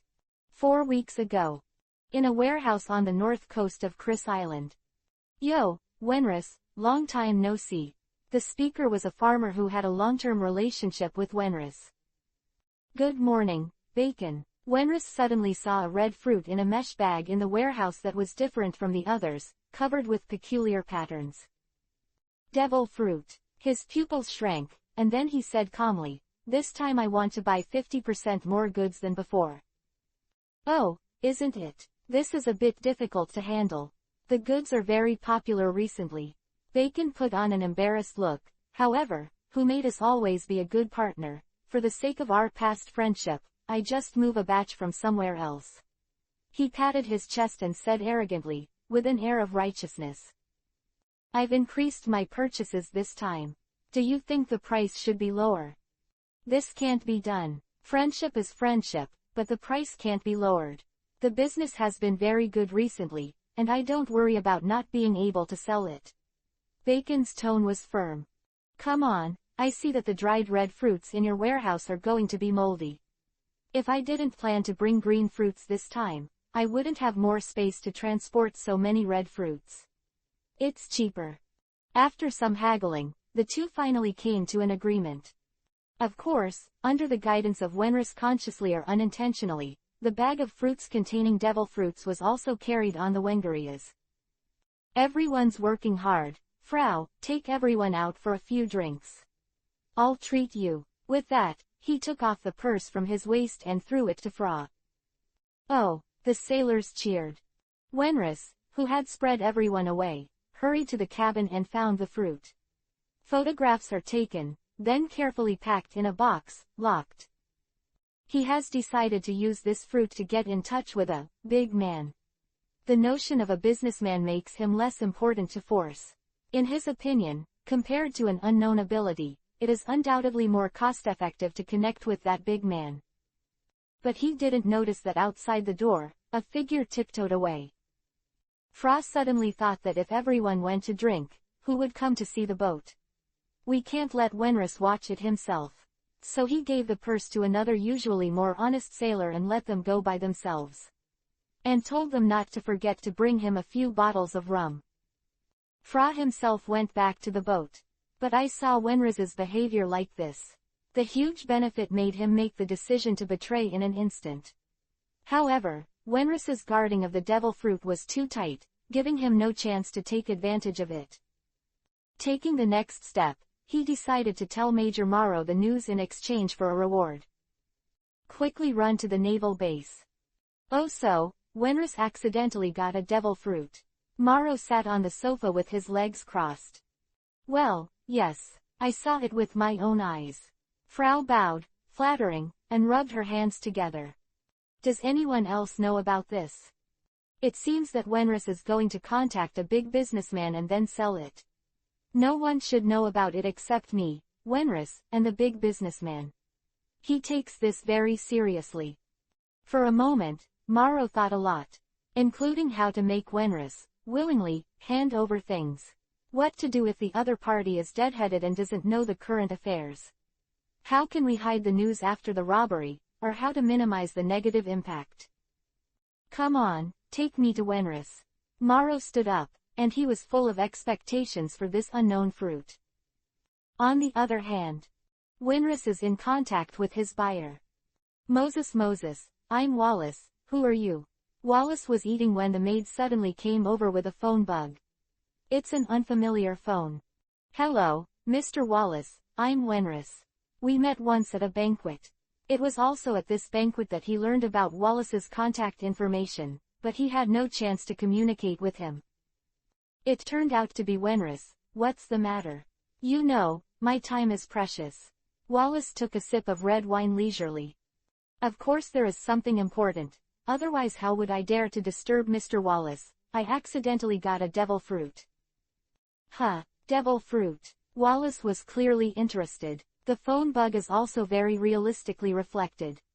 I don't know what the specific fruit is, but it should be a superhuman fruit. He said, and he passed the photo through the video phone. Lee, go and fetch the devil fruit's illustration. As a big businessman whose business has spread to more than a dozen countries, and can even be associated with the New World, it is not surprising to get the devil fruit's illustration, although this illustration is incomplete. Is more powerful. After a while. Nice fruit. I'll pay 100 million Baileys, sell it to me. That. Huh. An unhappy look appeared on Wallace's face, thinking he was going to ask for more. What I want more than money is your friendship, Lord Wallace. Tisk ha ha ha, how can I make my partner suffer? 100 million Bailey, this fruit is definitely worth the price. As for friendship, after you get the devil fruit, you think of me first, isn't this the best friendship between us? Witness. Where are you now? Wallace asked. I'm on Chris Island, but because I just got a piece of fruit, I originally planned to return to Tetria tomorrow. Well, just follow your original plan. As for the transaction, I will send someone over. It will arrive at Tertia Island in about a month. Okay. Seeing the phone bug hanging his head, Wenris put down the walkie-talkie with a little excitement. It is undoubtedly an opportunity for him to be able to embrace a big businessman like Wallace who has huge influence in the entire North Sea. In the future, he will be able to go to more places to operate, and the pressure he will receive will be much less. His merchant ship will no longer be the only one, the Vinguas. The 100 million Bailey was enough for him to buy 2 merchant ships and form a larger caravan. Bang bang bang. There was a knock on the door. Morrow planned to bow first and then soldiers. If the other party could be more interesting and take the initiative to offer the devil fruit, it would be even better, and it would save him a lot of trouble. But if he doesn't know the fun, then he doesn't mind using some extraordinary means. Wenris hurriedly hid and put the devil fruit back in the box, and then let the box be stuffed under the bed. After opening the door, Major Morrow was found standing in the doorway. Fra followed behind him. Chapter 9 Behind the Scenes Deal. It turned out to be Colonel Morrow. I don't know what you are doing. A bad premonition appeared in Wenris's heart. I heard that you seem to have got a nice shipment, Mr. Wenris. I'm very interested in that thing. Morrow smiled. Where? A small business. I shouldn't have anything here that can make you look at it. Wenris's palms were full of sweat. He took a fluke. Impossible, this shouldn't be possible. Morrow won't know about the devil fruit, it should only be known to me and Lord Wallace. Okay, you should know the purpose of my coming here. Stop pretending, hand over the devil fruit. Morrow changed his gentleness and said firmly. Breaking Wenris's last fluke, looking at Fra, who was standing respectfully behind Morrow, he suddenly understood what was going on. Furious, you betrayed me, Fra. Fra's head shrank, not daring to look directly at Wenris. The original boss was quite a deterrent in his heart, and the guilt in his heart made him a little weaker. Guilt comes and goes quickly. When he thought that his current master was Major Morrow, he regained some courage. The fox and tiger said arrogantly, Wenris, don't know what's good or bad. Of course, this kind of devil fruit must be handed over to Mr. Morrow. He has worked hard, and his strength has increased, so he can better fight pirates and protect us. Is it safe? Okay, don't say that there are none, let's get back to the topic. Where is the devil fruit? Morrow stared at Wenris, the threat in his eyes was self-evident. Bastard. Wenris gritted his teeth in his heart, but didn't dare to show it. But Lord Morrow, I have already contacted the buyer. Lord Wallace has decided to accept the fruit. Someone has been sent over. No way, Wenris had to move out of Wallace's name, hoping Morrow being able to care about this big businessman, he retreated despite difficulties. Morrow's face changed, and it seemed that he was still quite jealous of Wallace. After all, the other party not only has contacts with the underground world, but also has a lot of influence in the government. If the other party makes a stumbling block, you will never have a good time. Fra was taken aback by Wallace's name. He somewhat regretted his greed. When he thought about it, Major Morrow might just leave because of Wallace. Then his news is worthless. Of course it won't do any good. In addition, he has already offended Wenris, and he will definitely not have good fruit to eat. No one likes traitors, it's a universal truth. He shuddered to think about how to beg for mercy. What a pity, then. Morrow shrugged. Wenris thought he would just leave like this, but a big hand suddenly grabbed his neck. He could clearly feel the calluses that had grown from holding the sword all the year round. Feeling the power in his hand made him have no resistance at all, and it was getting worse. Wenris regretted it, he regretted his neglect of power. I wanted to ask for mercy, but I couldn't say anything, and then my eyes went black. I really regret it. I should spend more time with Neil. I don't know what will happen to him. He should be able to live well, after all, he is so smart. But I still don't worry, he is just a child, Art will take care of him. Good to him. That was Wenris's only thought before he died. Fra was stunned by the scene in front of her and stood in place at a loss. Although he knew that Morrow was not a good person, he didn't expect to be so cruel. Are you sure you are a navy and not a pirate? What are you still doing? Hurry up and find the things for me. Yes, yes, Frau shuddered. But for a moment, he dragged the box out from under the bed, handed it over to Morrow, and stood there respectfully, not daring to let out the air. Minimize your own presence, for fear that he will kill him. But you will keep what you should keep, and you can't escape by pretending to be a paramesha if you should kill it. At least, Fra was lucky for the time being, and he was still useful. So not only can't silence, but also appease. Clean up this place, gather your crew, sail back to Tartaria, and say that Wenris is visiting my side, and let you go first. After this is done, you will come to Chris Island. Find me, and I'll make you my adjutant. Morrow patted his shoulder and smiled. Mix with me, the benefits are huge. Yes, yes. Frau nodded. It was a step up for him.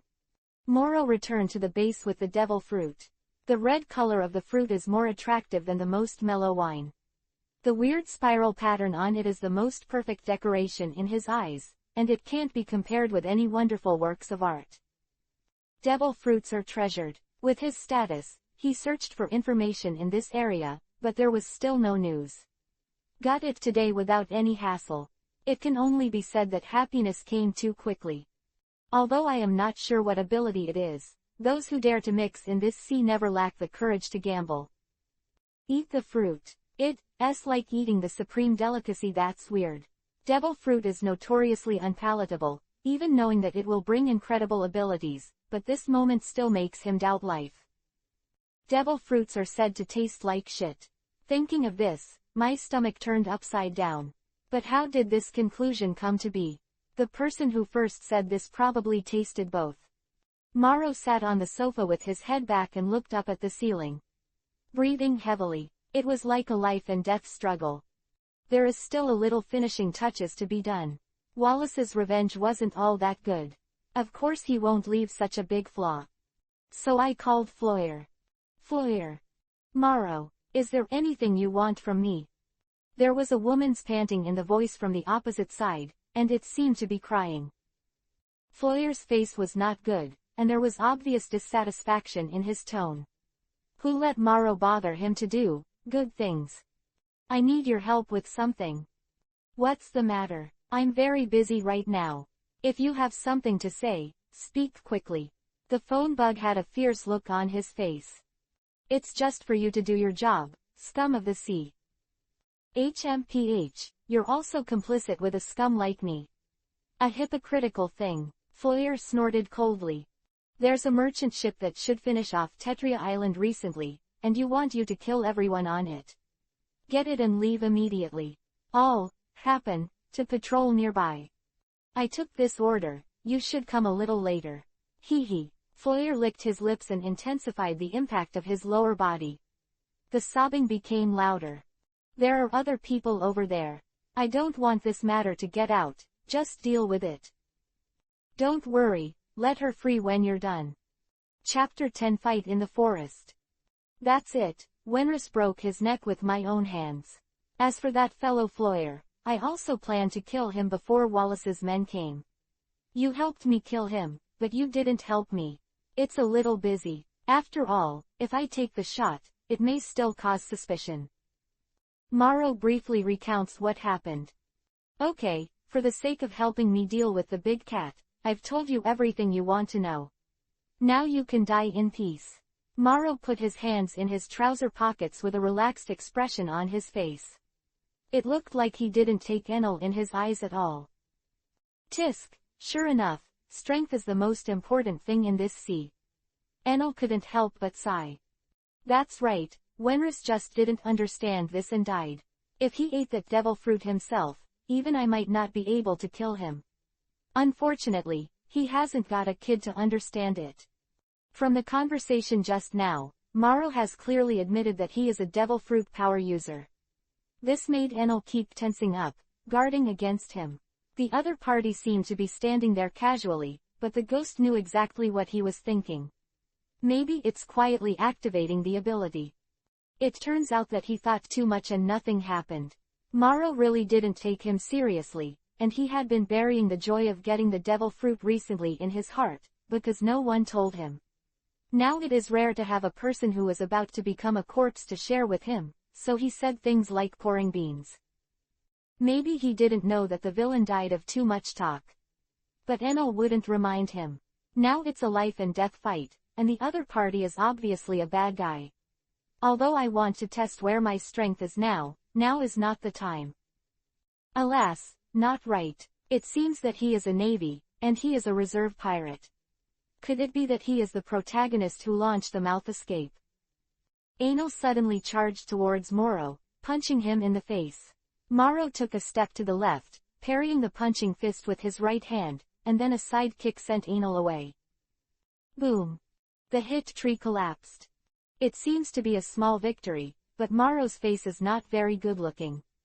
At this time, he had completely put away his contempt, and stared solemnly at the direction that Anal was kicked away.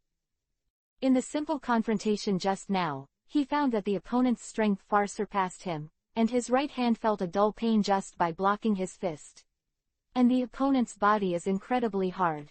His kick seemed to hit an iron plate. Looks like you're not an ordinary kid. Although Enel admitted that he had killed Floyer, Morrow thought he did it purely by the power of the devil fruit, and was just a lucky kid. But now I don't think so anymore.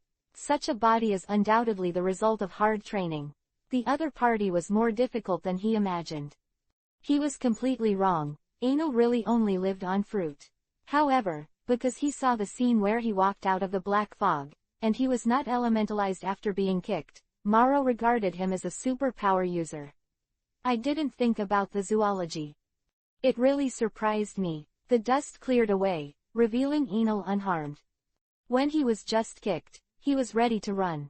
However, it was not as painful as he had imagined, and Morrow's strength was much smaller than he originally estimated. That being the case, let's play again and see. The current situation is not bad. Enel felt good about herself. Cut. Even though he didn't think the fight was over with just that kick just now, he couldn't help but spit when he saw Enel's unconcerned expression. It's not bad for a major. It's so easy to escape my Pegasus meteor fist. Did that punch have a name just now? Isn't it just an ordinary straight punch? HMPH, next time I have to be serious, go to hell. Function legs. Ordinary punch. Cloud dispelling palm. Ordinary kick. Sky frost fist. Ordinary palm. Enel solemnly shouted the name of the trick that didn't match the action at all. After a random hit, there was no result, and it was all dodged or blocked by Morrow.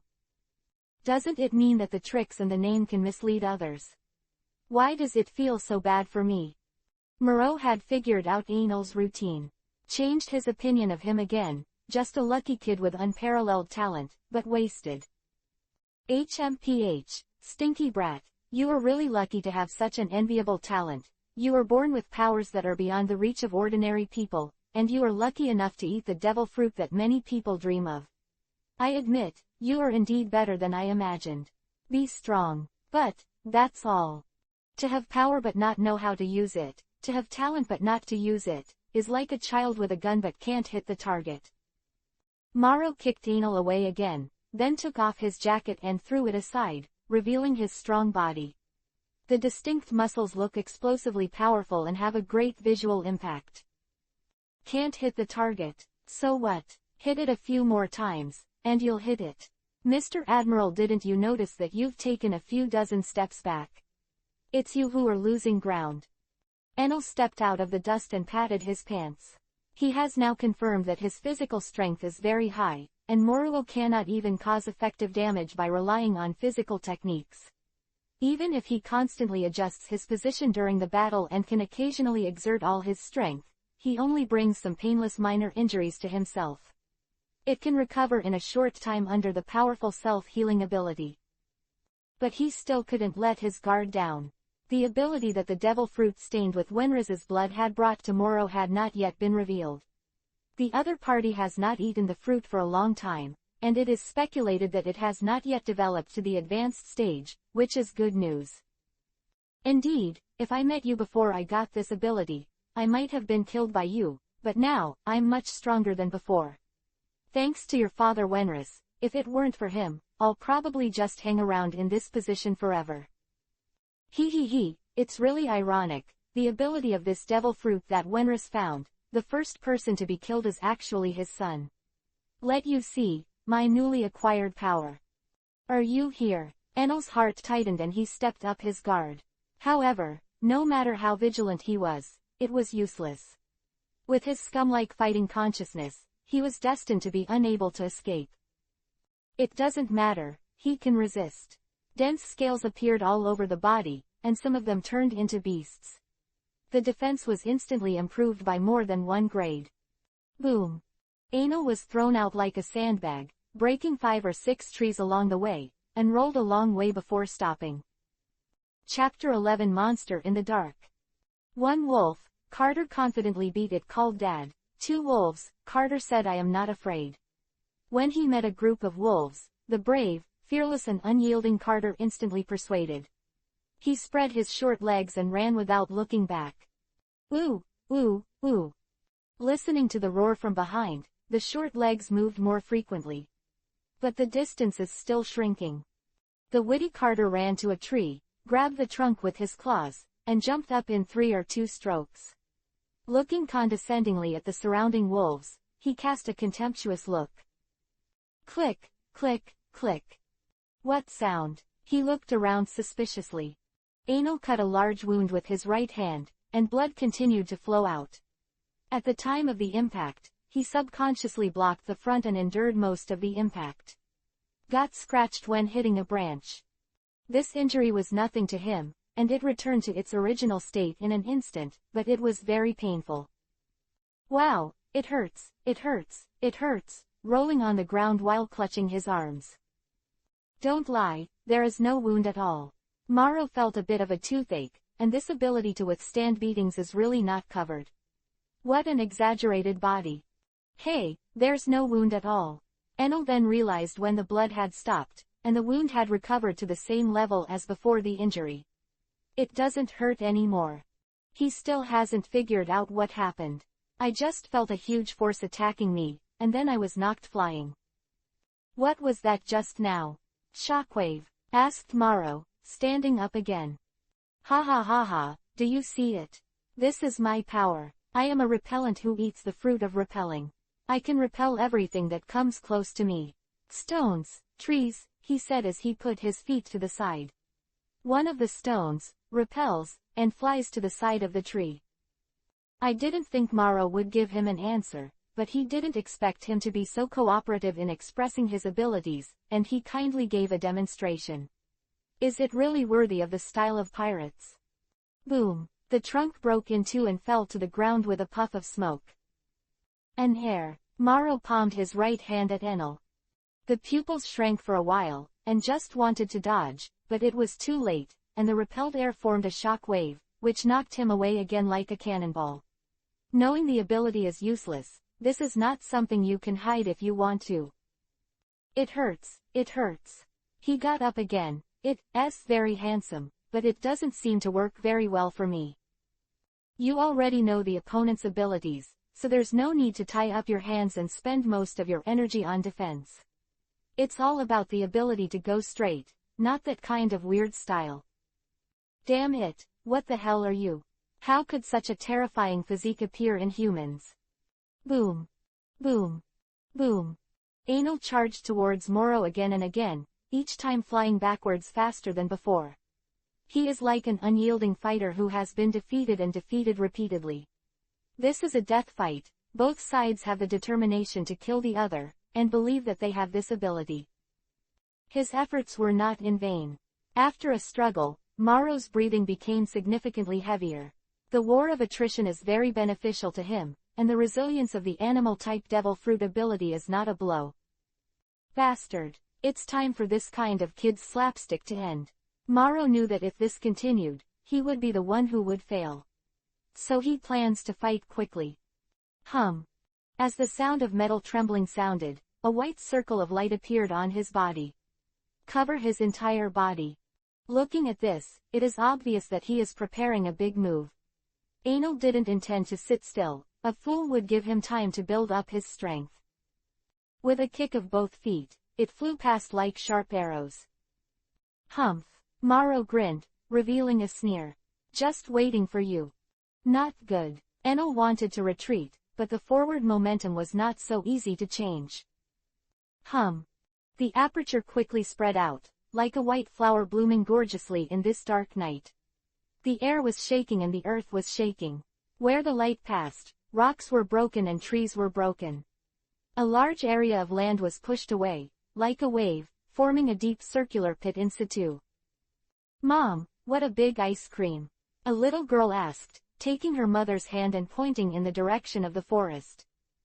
Huh, the middle-aged woman looked in the direction she was pointing, and there was nothing but the dark forest. Where did you get the ice cream? You read it wrong. Come on, let's go. The little girl stared blankly at the forest for a while, then followed the woman away. Naval Division. Assemble, received a report from the citizens. An unknown light circle appeared in the forest in the south, suspected of pirate activity. The fourth team, go to confirm the situation. Yes. The swordsman in the tuxedo, who was walking towards the naval base, stopped, turned and walked towards the forest. Fighting. Who is it? This kind of movement doesn't seem to be caused by the rank of Navy Major.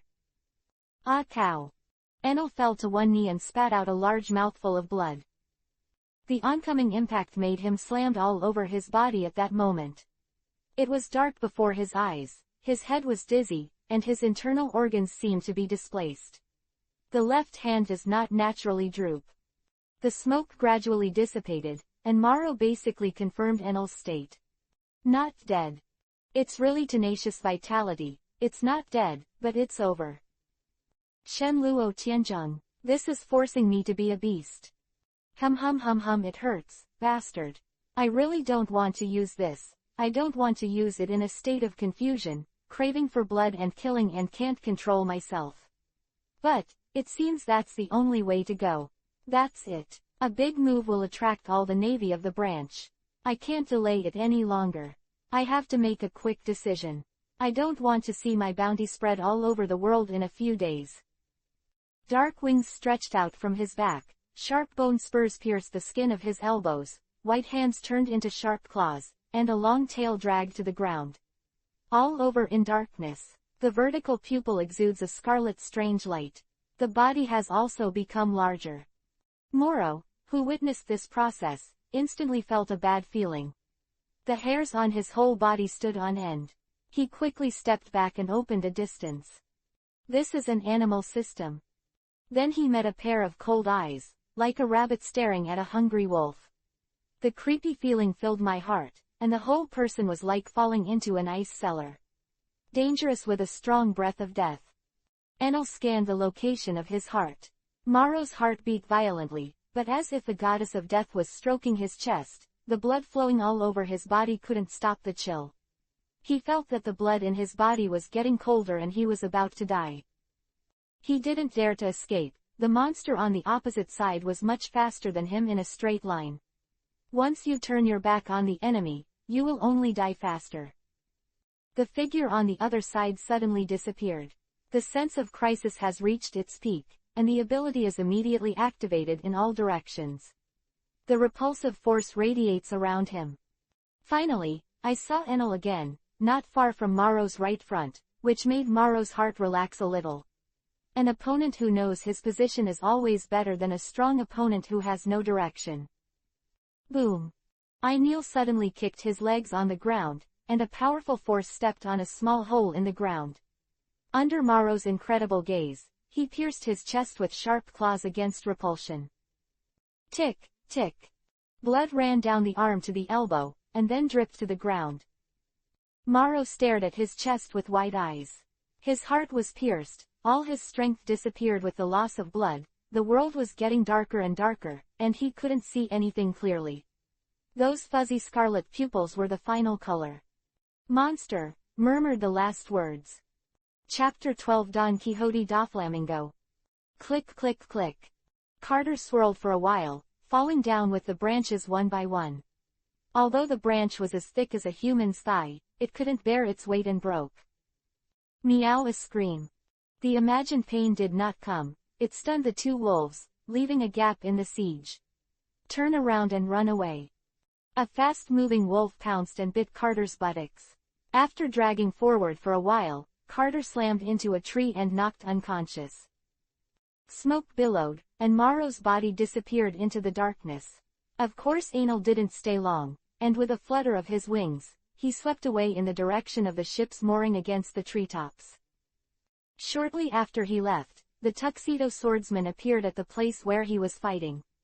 After searching the spot for a few laps, a noise was heard. Come on, this way. Follow up. Here comes the sailors. Not wanting to do much, he left before the navy came. When the navy came to the scene, they were stunned. looking at the mess in astonishment. Has anyone fought here before? Bastard, maybe a bomb was used. Definitely arrest these dangerous elements. Hurry up and call the commander. The liaison immediately dialed the base's number. Moses, this is the 4th squad. We have reached the site of the incident and confirmed that there was a fierce battle not long ago. Yes, hard work. I will immediately send additional personnel to investigate. You first block the scene to prevent unrelated people from being involved, and search for the existence of suspicious elements around you. At the same time, pay attention to safety. If the situation is not right, you are allowed to retreat. Yes. Boom. The sergeant slammed his fist on the table. Damn, the pirates are too wild, but at this time, Major Morrow can't be contacted. Anal came to where the boat was moored and found Carter. Found it hiding in a grass. The grass was not very high, so it couldn't completely cover Carter's body, only half of it, showing a chubby ass. He dragged it out by dragging its tail. Carter covered his eyes with his fat front paws. You can't see me, you can't see me. Hit it on the head. Go away. What the hell? It's YC, I'm scared to death. Ben Meow. Anal. Viserys. Lovewater, that was Anal's full name, and Carter liked to call him Vesey. Meow. You're finally here. It's so dangerous here. I was chased so miserably just now. Carter was full of grievances and sorrows. Meow. If you have anything, please talk later. Run away first, the Navy may catch up at any time. Anal interrupted Carter, pulling it and jumping on the eulogy. Darkness enveloped the ship as it quickly sailed away from Chris Island.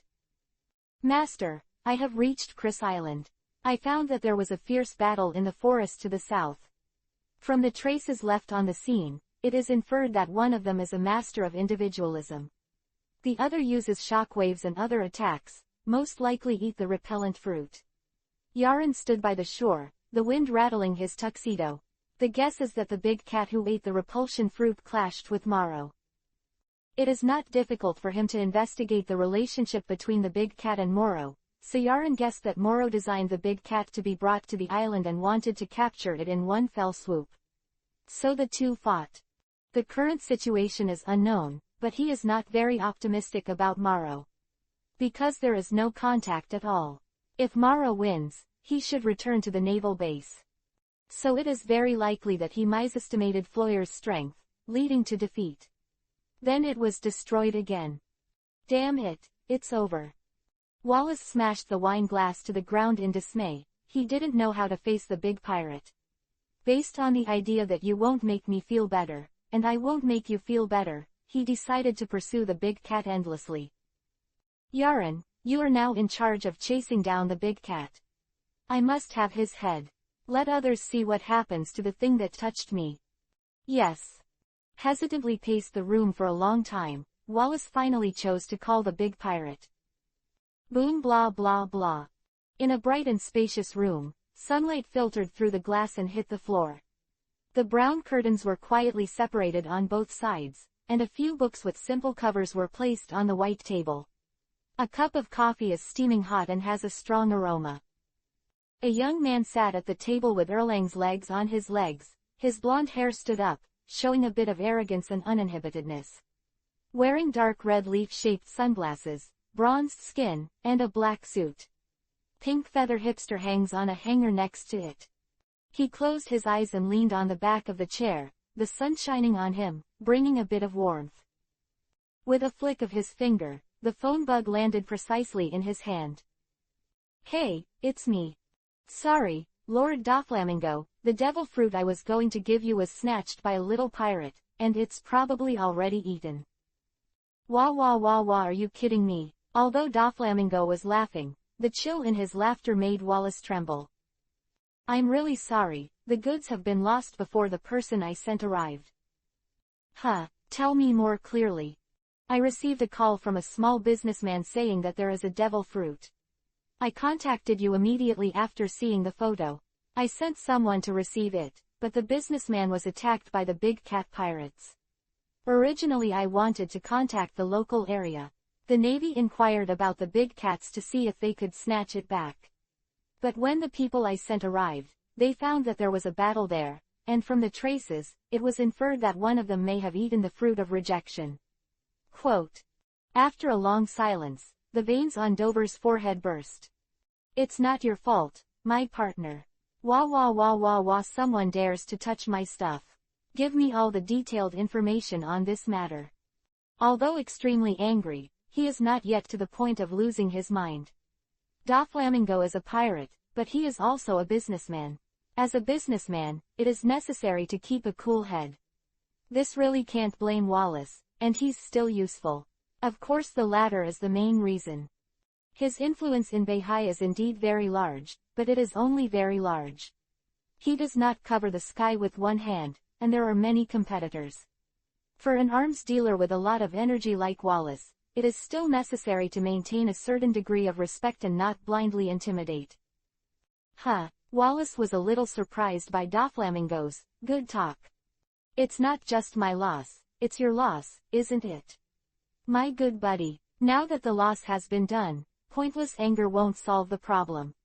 But we have to let those who dare touch my stuff. The little mouse knows the consequences of angering me, and it is used to warn some blind guys to think about their heads before doing things. Yeah, I've sent Aaron to hunt Floyer. Then trouble you, make sure to take off that bastard's head. I see. North Sea, Naval Division. Moses, this is the North Sea Naval Division. No, Major Morrow is missing.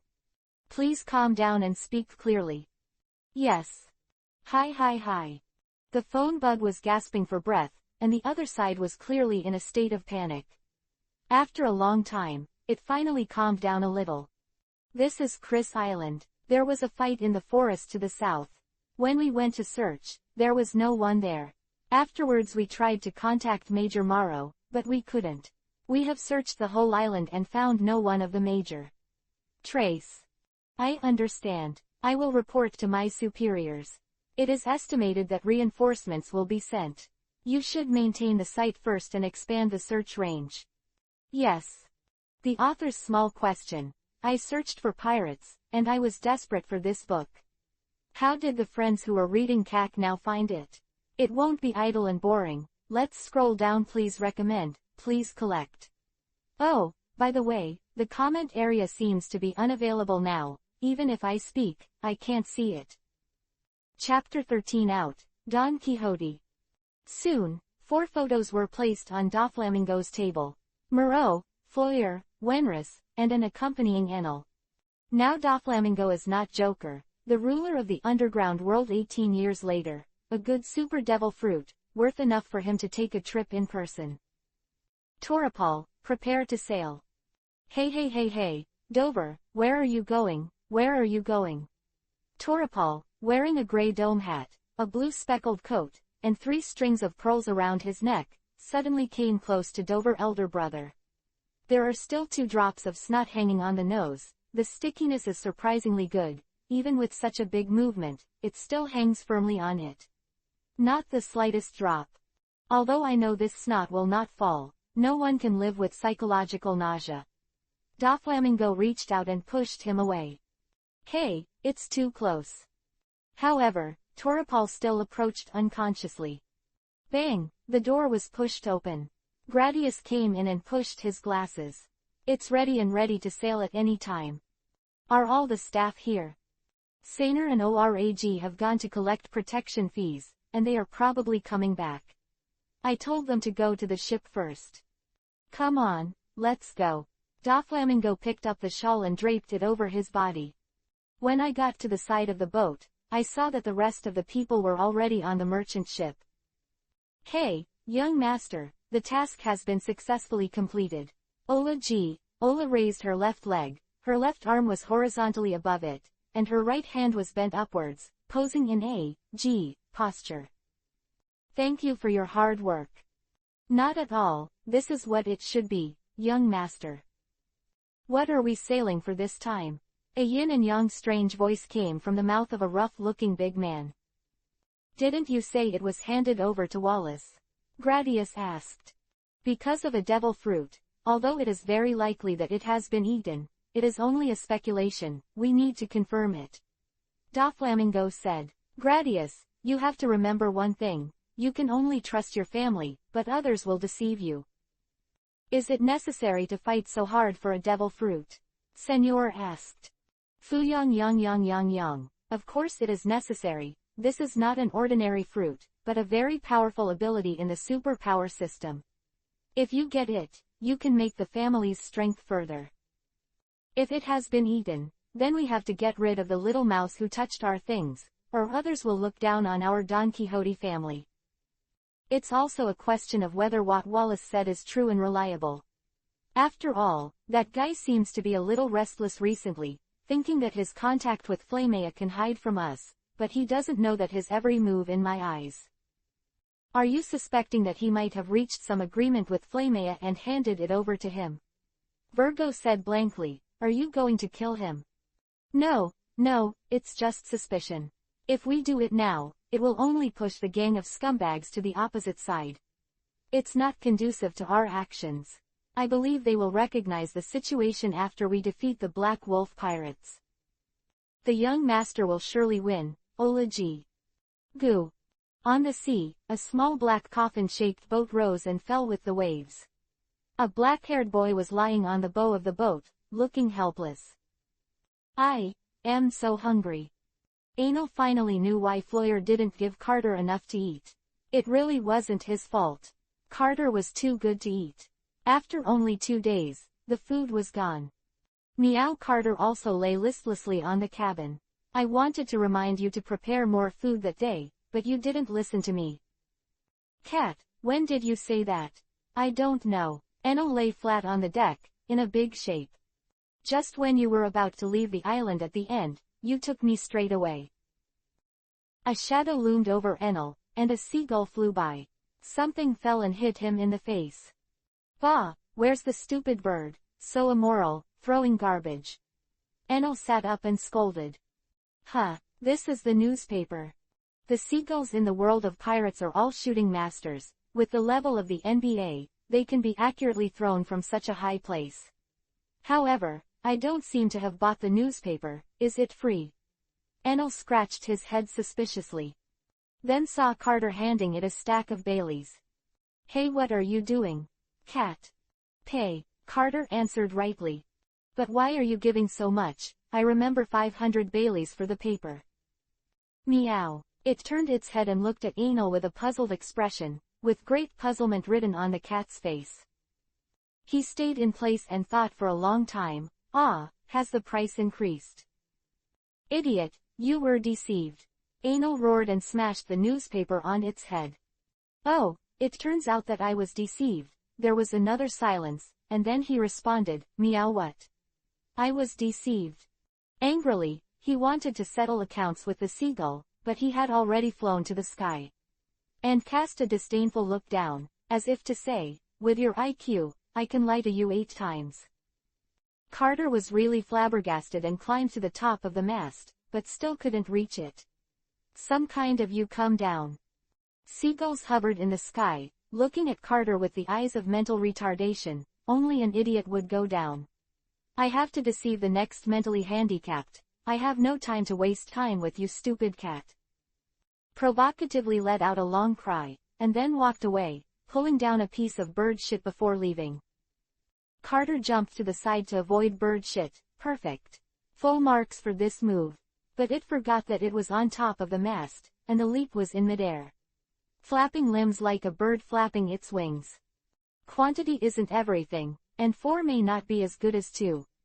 It didn't fly after all, and fell down under the action of gravity. Bang fell all 4s upside down. Is it night time? So many stars. Seagull is very happy, although it often deceives others that the price of newspapers is rising, but it does not make as much as this time. After all, you can't say the price is too outrageous when you say the price increase. Smile smugly, smile smugly, smile smugly. How did the sky turn black? It found itself in a shadow and looked up. It was a boy with wings.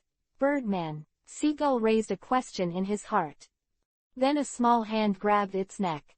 This time it couldn't laugh. Chapter 14 Enel's Ambition. Although I'm not full, my stomach is feeling a little better.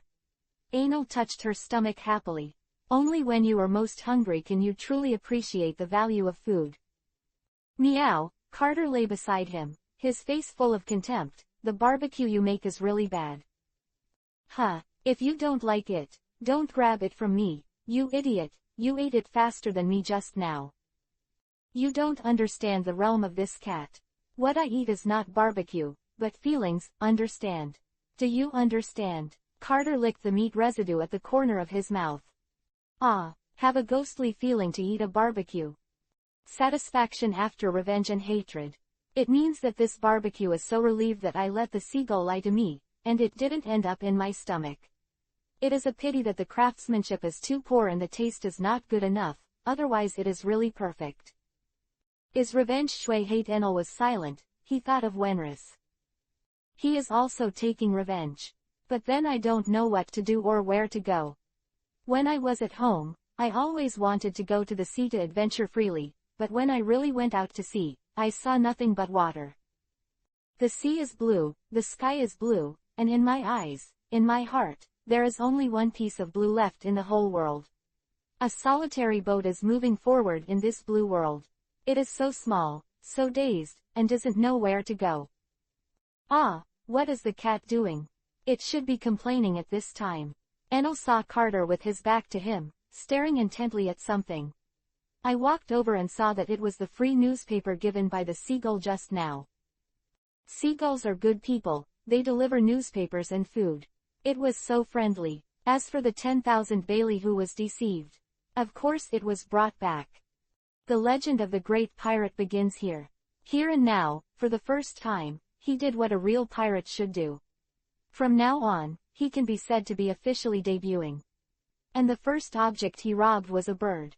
As for the killing of Navy Morrow before, it can only be regarded as a hot-blooded teenager. No, the story of a child avenging his father. Wow, you can still read, it's amazing. Huh, word, I don't know, Carter replied solemnly. Enel's face twitched, then you are still looking so seriously. Look, it looks like Floyer's pirate flag painted on it. Enel took the newspaper. The picture shows a navy with a broken flag in his hand. Lieutenant Commander Morrow is missing. During the search, the navy found the big cat pirates and killed them. Hum hum hum hum hum hum hum hum. Should I say it's worthy of being the navy? The role of justice will always be them, so it is only natural for them to do this kind of punishment for evil. However, the storm of the times has begun to brew. Ah, how long will you be able to maintain the name of justice? Ha ha ha ha ha ha ha. Enel suddenly looked up to the sky and laughed wildly. Carter was not surprised by this, he had adapted to Enel's sudden convulsion and laughed nervously. In this regard, it is concluded that his brain has a pit, and he often jumps when he thinks. It's so unpleasant to watch them. I suddenly thought of a very good goal. I want to be the definer of justice. Sure enough, the protagonists are all sides of justice, as long as they don't die, no matter whether it is a novel or TV, no protagonist is a villain. Of course, if he died, he probably wouldn't be the real protagonist. Because the protagonists are the ones standing at the end, they are the winners. Ah, are you going to be in the Navy? Carter didn't quite understand. Didn't he just say that he was going to be a pirate a few days ago? Why did he suddenly want to be in the Navy again? No, I don't want to be a Navy. Who said that to be a righteous friend, you have to be a Navy? The winner is justice, and strength is justice. People don't have dreams, so what's the difference between that and salted fish? Let's go fuck the hypocrites of the world government. Or, to put it another way, let's go rule the world together. How is it? Isn't it a great ideal? Of course this was just a whim of Enel, and it was thrown into the corner a few months later. He was simply looking at the world government unhappy. Ah, what sound! At first glance, Carter was snoring. Carter, who ruled the world, wasn't interested, as long as he had something to eat. Wah wah wah wah young. It seems that our guess is wrong. Floyer is estimated to have been killed, and the little mouse is someone else. On the pirate ship, Doflamingo leaned against the guardrail and looked towards the sea. holding several newspapers in his hand. The sea breeze blew, and the Smile Scar skull flag rang in the air. The feathers on his clothes swayed in the wind. The eyes under the sunglasses narrowed slightly. Floyer and Wenris's bodies were not mentioned in the news, and they may still be alive, Gradius said. No, if it's Floyer, he doesn't know it's our goods, so he shouldn't cheat us to confuse us. If it's Wenris, then there's no need to contact Wallace in the first place. Now the biggest suspect is it's the missing Major Morrow and, Doflamingo paused, our good buddy Wallace.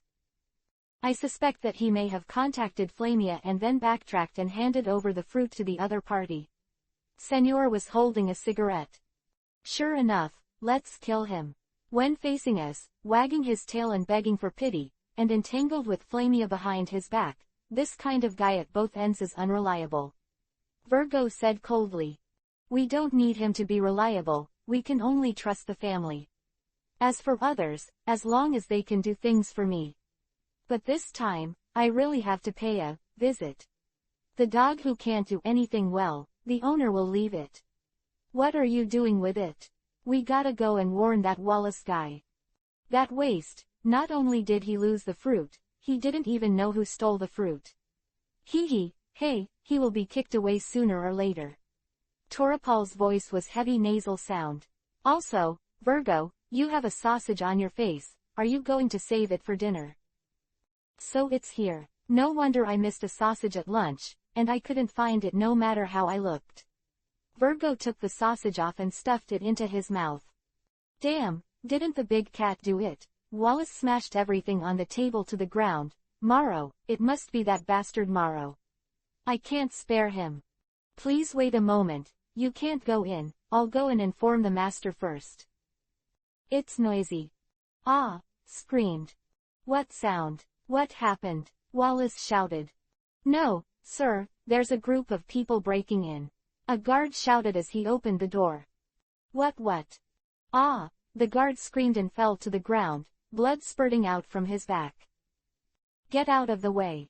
Diamante slashed him down with a knife, then walked in on his body. The rest followed. Don Quixote Doflamingo, Wallace cried in horror. Chapter 15 Life Without Love, Little Secret Revealed by Carter. The rich smell of blood filled the gorgeous room, and the red-stained floor was so shocking. Wallace looked at Doflamingo nervously. What are you doing? Hey, there seems to be a big deviation in what someone told me. Could it be that we don't think our Don Quixote family's deterrence is not enough, so it doesn't matter if we cheat? Whoever dares to challenge the majesty of the family will pay the price, Diamante interjected. This I don't know either.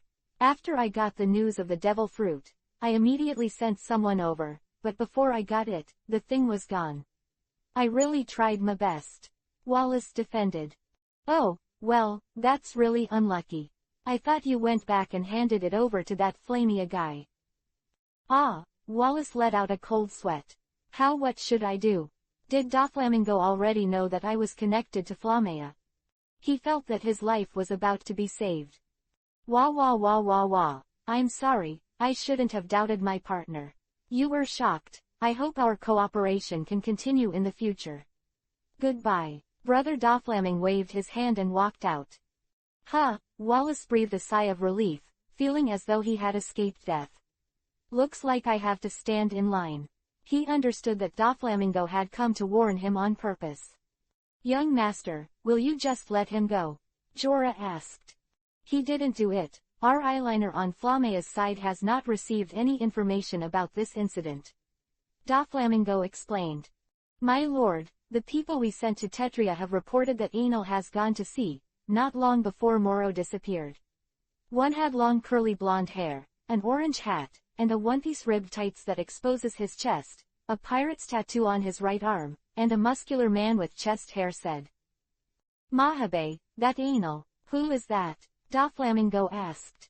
Anil Viserys Lafawater, son of Wenris, a 7-year-old kid.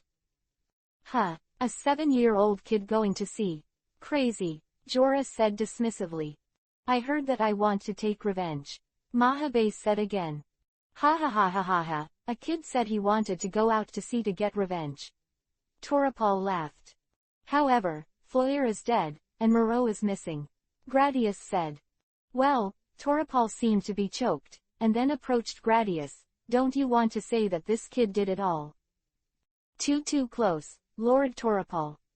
Tweet, funny kid. Doflamingo stared at Enel's picture. Meow, a painful cat meow resounded through the sky. The sadness and helplessness in it is simply sad for those who hear it, and tears for those who hear it. But the hard-hearted Enel was unmoved at all, or rather, he was the culprit behind the scream. Enel stood on the deck with his hands on his hips, and in front of him was a shivering pink cat weighing 2,000 kilograms. Among them, a can of fish smelled of salted fish. Carter looked at the canned fish, and the water in his eyes was full of remorse and regret. He didn't expect Enel's nose to be so sensitive. The fools who used to be in the Big Cat Pirates couldn't find it at all. Come on, what the hell is going on here? The things on the boat have already been eaten. Where did you get this can of fish? I got it from the sea. Yes, that's it. I picked it up. Let the devil go. Enel kicked Carter on the head, kicking it upside down. This is obviously the batch of food I bought, and the logo of the salted fish processing factory on Terria Island is still engraved on it. Carter finally succumbed to Enel's fists and prostitution. What? Are you the one with the ability to backpack fruit? Meow. Carter nodded. The cat's face was very frustrated, and its little secret was exposed. Because Enel was too lazy to cook, when preparing food, he bought everything that could be eaten directly, such as canned fish. Carter likes canned fish and eats it as a snack, so he packs it all into his own space. Then Enel tragically starved for 3 days. Take it out, take it all out. Growled at Carter. Seeing Enel's almost blackening expression, it was frightened and could only hand over the can of fish in distress. In an instant, the deck was full of food. Anything else? Meow. Carter looked like he was in pain, and took out a bunch of canned fish again. Stare _ Enel's eyes made Carter shiver, so he pulled out another pile of roast meat.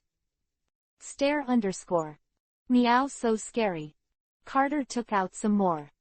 Stare _ Meow. Cat abuse, help. As if resigned, Carter closed his eyes and took out a large pile of food, almost as much as the few times he had just taken. The ship sank visibly. Stare _ Meow. This time there is really no more. Carter looked aggrieved at Enel, the cat's ears drooping. A lifeless look. I bully the cat too much and lose the can of fish. What's the point of my life? Enel was really stunned. He didn't even think that Carter actually had so much stock. Carter is indeed very edible, but its appetite is not as big as he used to think, and a large part of it is actually hidden. You put it away, and in the future, we will put all our food in your space. Carter was overjoyed, and in the blink of an eye, the food all over the floor disappeared. The cat's ears stood up again, and the cat's face was filled with the joy of being lost and found. Its life is wonderful again. After the storm, the sun shines on its heart. This is a happy life. Really convenient ability, it is simply a must-have for home travel. Is this a pirate version of a carry-on space? Enel thought so. But then again, when did you eat the devil fruit? I ate it long ago.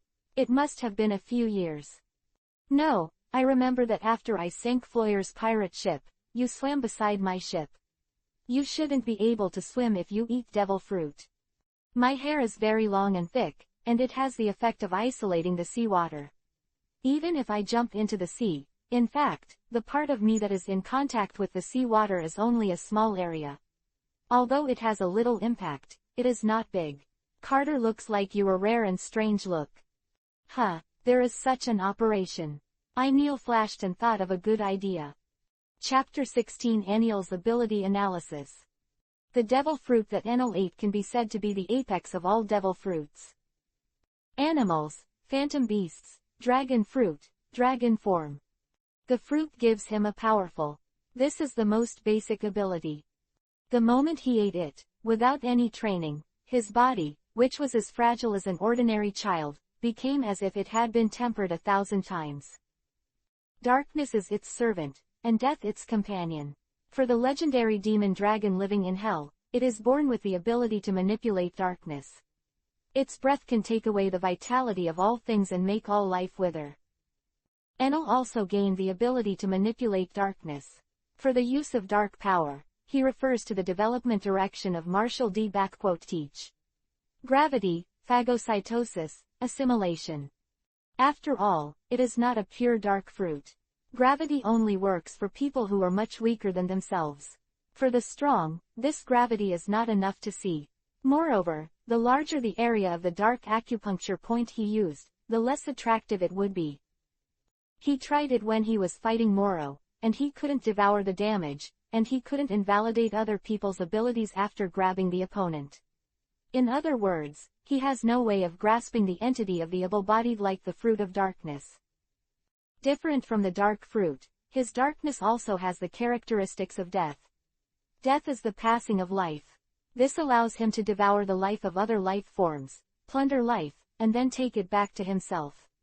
He is able to strengthen his body by killing. Devouring the vitality of human beings can make one's basic abilities stronger, which is the enhancement of the body in the ordinary human form, without the power of the fruit. Devouring the vitality of animals can increase the body shape after complete dragonization. Under the condition that the body strength remains unchanged, the body size becomes larger, which means that the strength and speed also increase. That is to say, it can increase the increase of beastization for oneself. The last one is the vitality that devours devil fruits. It can increase the hardness of the scales, the recovery speed of physical strength, and the self-healing ability. And provide the energy needed for evolution. In addition to dragon transformation and darkness, there is another ability. Although it does not seem to be very gorgeous, the increase in combat power in a short period of time is not very large. However, this is indeed the ability to make up for weaknesses, and this is what makes this fruit truly the strongest. Enel called it the ability to evolve infinitely. This ability is based on the change of the body based on the energy obtained by devouring the vitality of the devil fruit. It symbolizes the ability of the dragon to adapt to the harsh environment of hell. This makes Enel's body extremely adaptable to the environment. If he is burned by fire, as long as he does not die, his ability to withstand temperature can be greatly enhanced. After being struck by lightning, his ability to withstand lightning will become higher. If he often moves in water, he may gain the ability to breathe in water. In fact, the recovery speed of physical strength and self-healing ability are also the basic abilities of the body, and it can be regarded as a kind of evolution, but if the energy is sufficient, no other conditions are required. And fire resistance and the like, have to go through the invasion of these forces. Saint Seiya will not be knocked down twice by the same trick. Its changes to the body are permanent. After strengthening the body, even if it falls into the sea, in addition to not being able to activate the dark and dragon transformation skills, the basic ability of the body brought by the fruit still exists. Resistance to fire, lightning, knives, etc. will not disappear as a result. Even if it can adapt to various environments, it is a pity that the resistance to seawater cannot be increased. The weak point of the ability person will be weak when they encounter water, which cannot be changed. Once it falls into the water, no matter how strong it can withstand an attack, it can only be a sandbag. The ability of Carter's hair to be capable of seawater inspired Enel. He was considering whether it was possible to evolve a layer of skin to isolate the seawater. Thinking about this now is also useful, because there is no evolutionary energy at all. You have to collect devil fruits. Enel was very distressed, recalling the plot, only knew that there was a thunder fruit in the Sky Island Bika, but now is not the time to go to the Great Root. He is cowardly, not sure that he will not wander in dangerous places. Since the news of devil fruit is rare, let's go to devour the life force to upgrade first. Humans, animals, the target is more. Enel is not a good person. Pirates are not playing a house. If you are a pirate and obey the law, you should wash and sleep. But he would not kill civilians for his vitality. A single civilian can provide too little vitality. Except for those villains who are completely insane, everyone has a balance between, benefit, and goodness in their hearts. The same is true for Neil.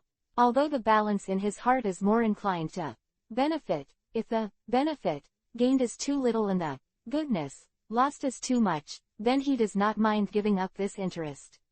Select good.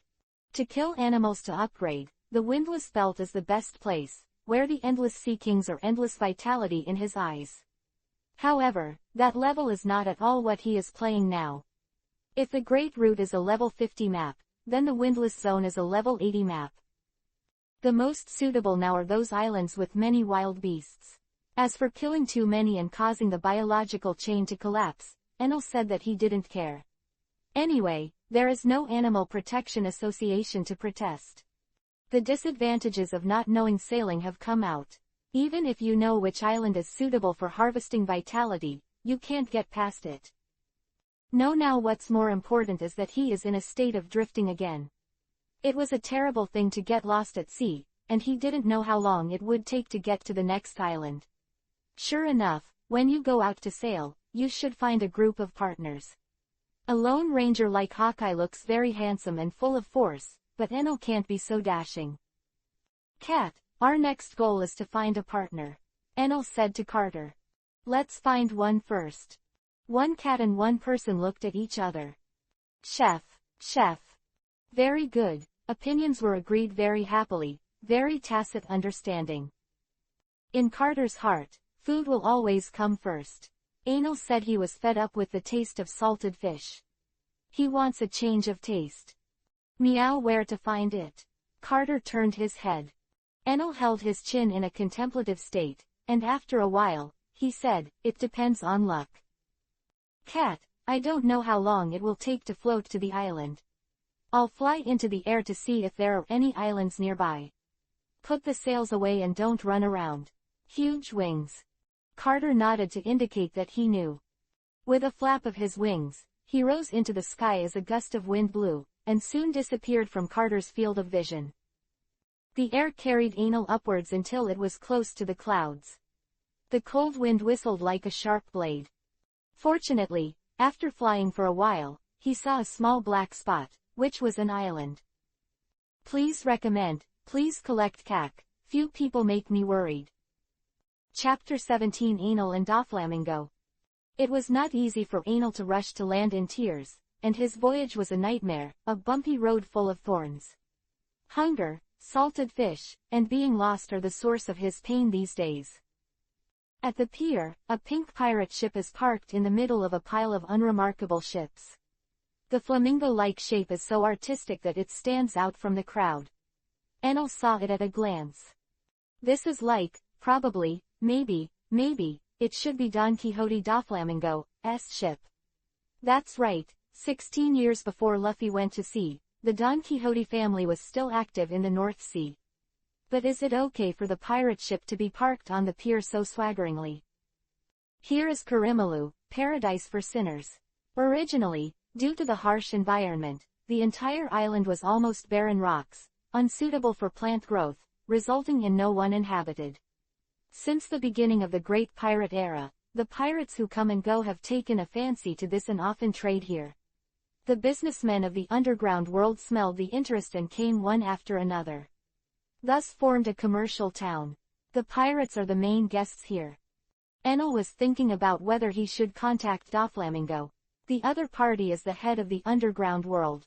He is engaged in dark transactions, selling arms, and news of devil fruits is normal.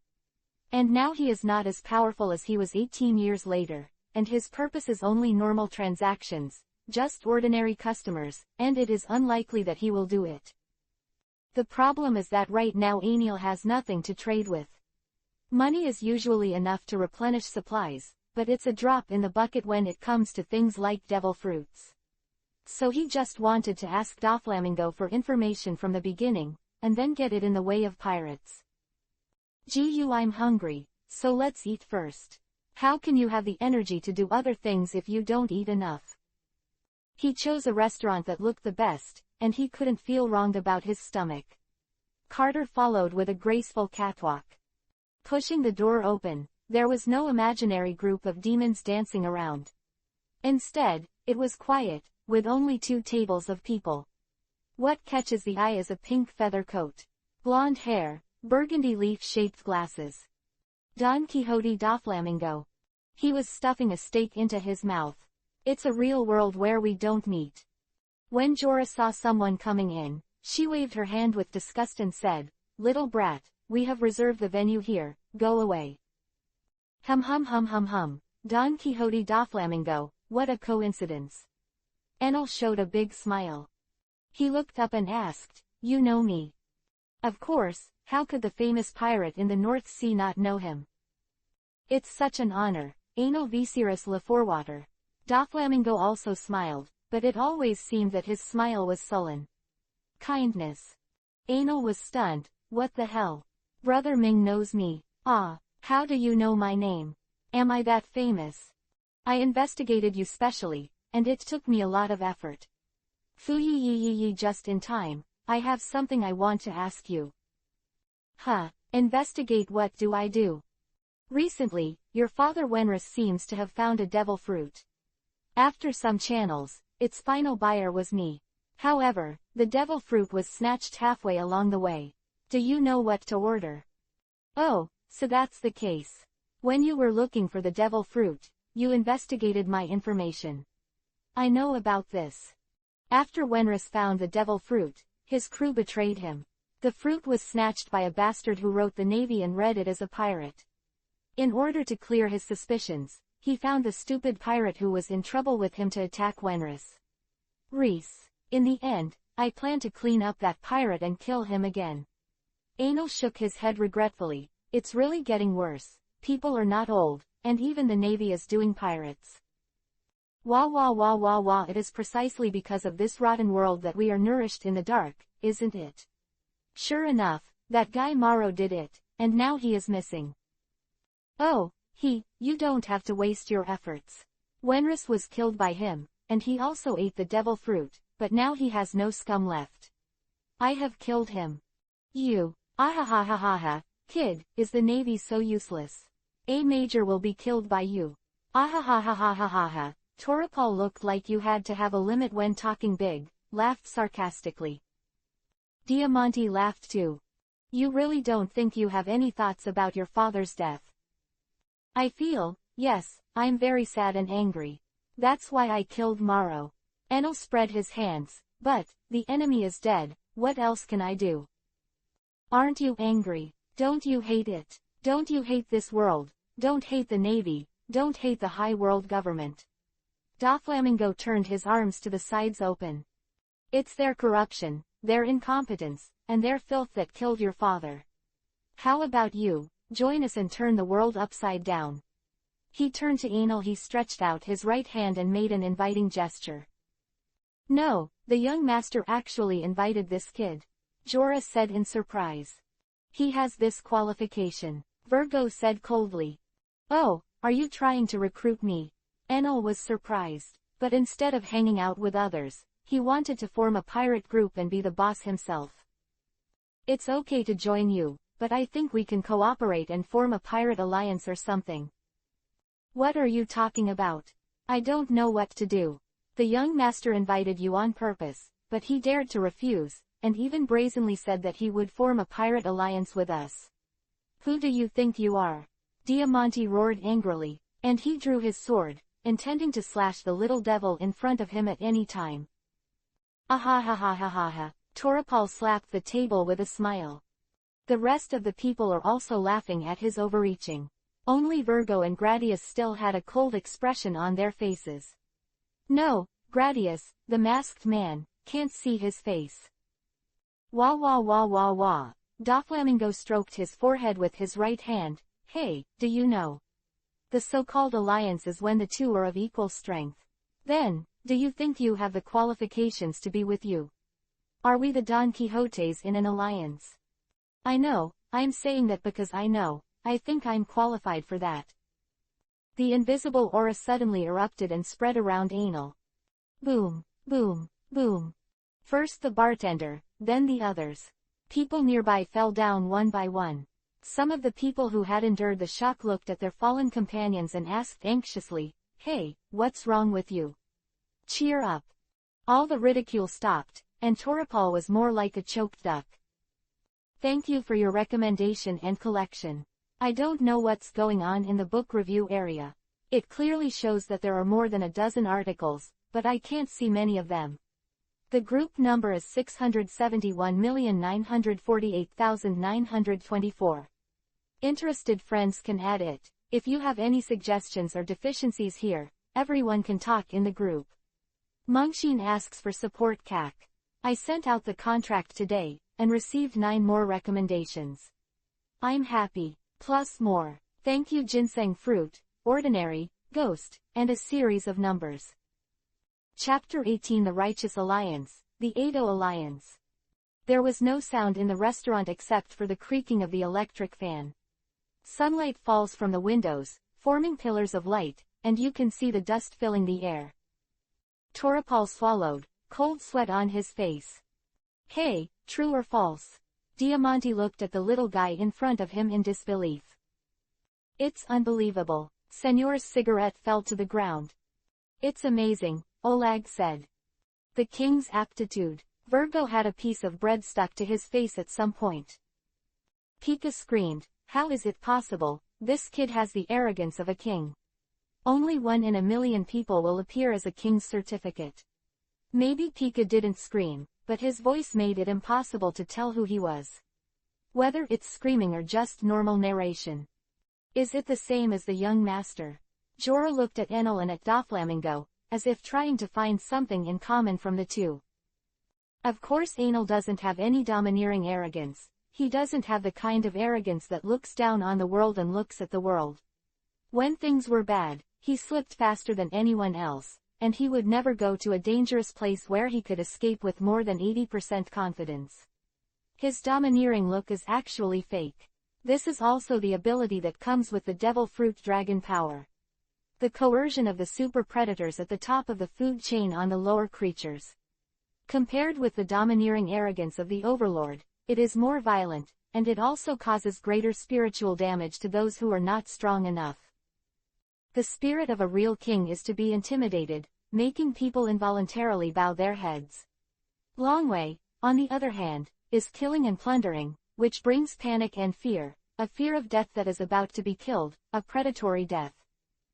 This really shocked me. I didn't expect to meet such a character in such a place. Your overlord looks a bit different. Who knows, maybe it's the difference in personal character. After all, there are many kinds of kings.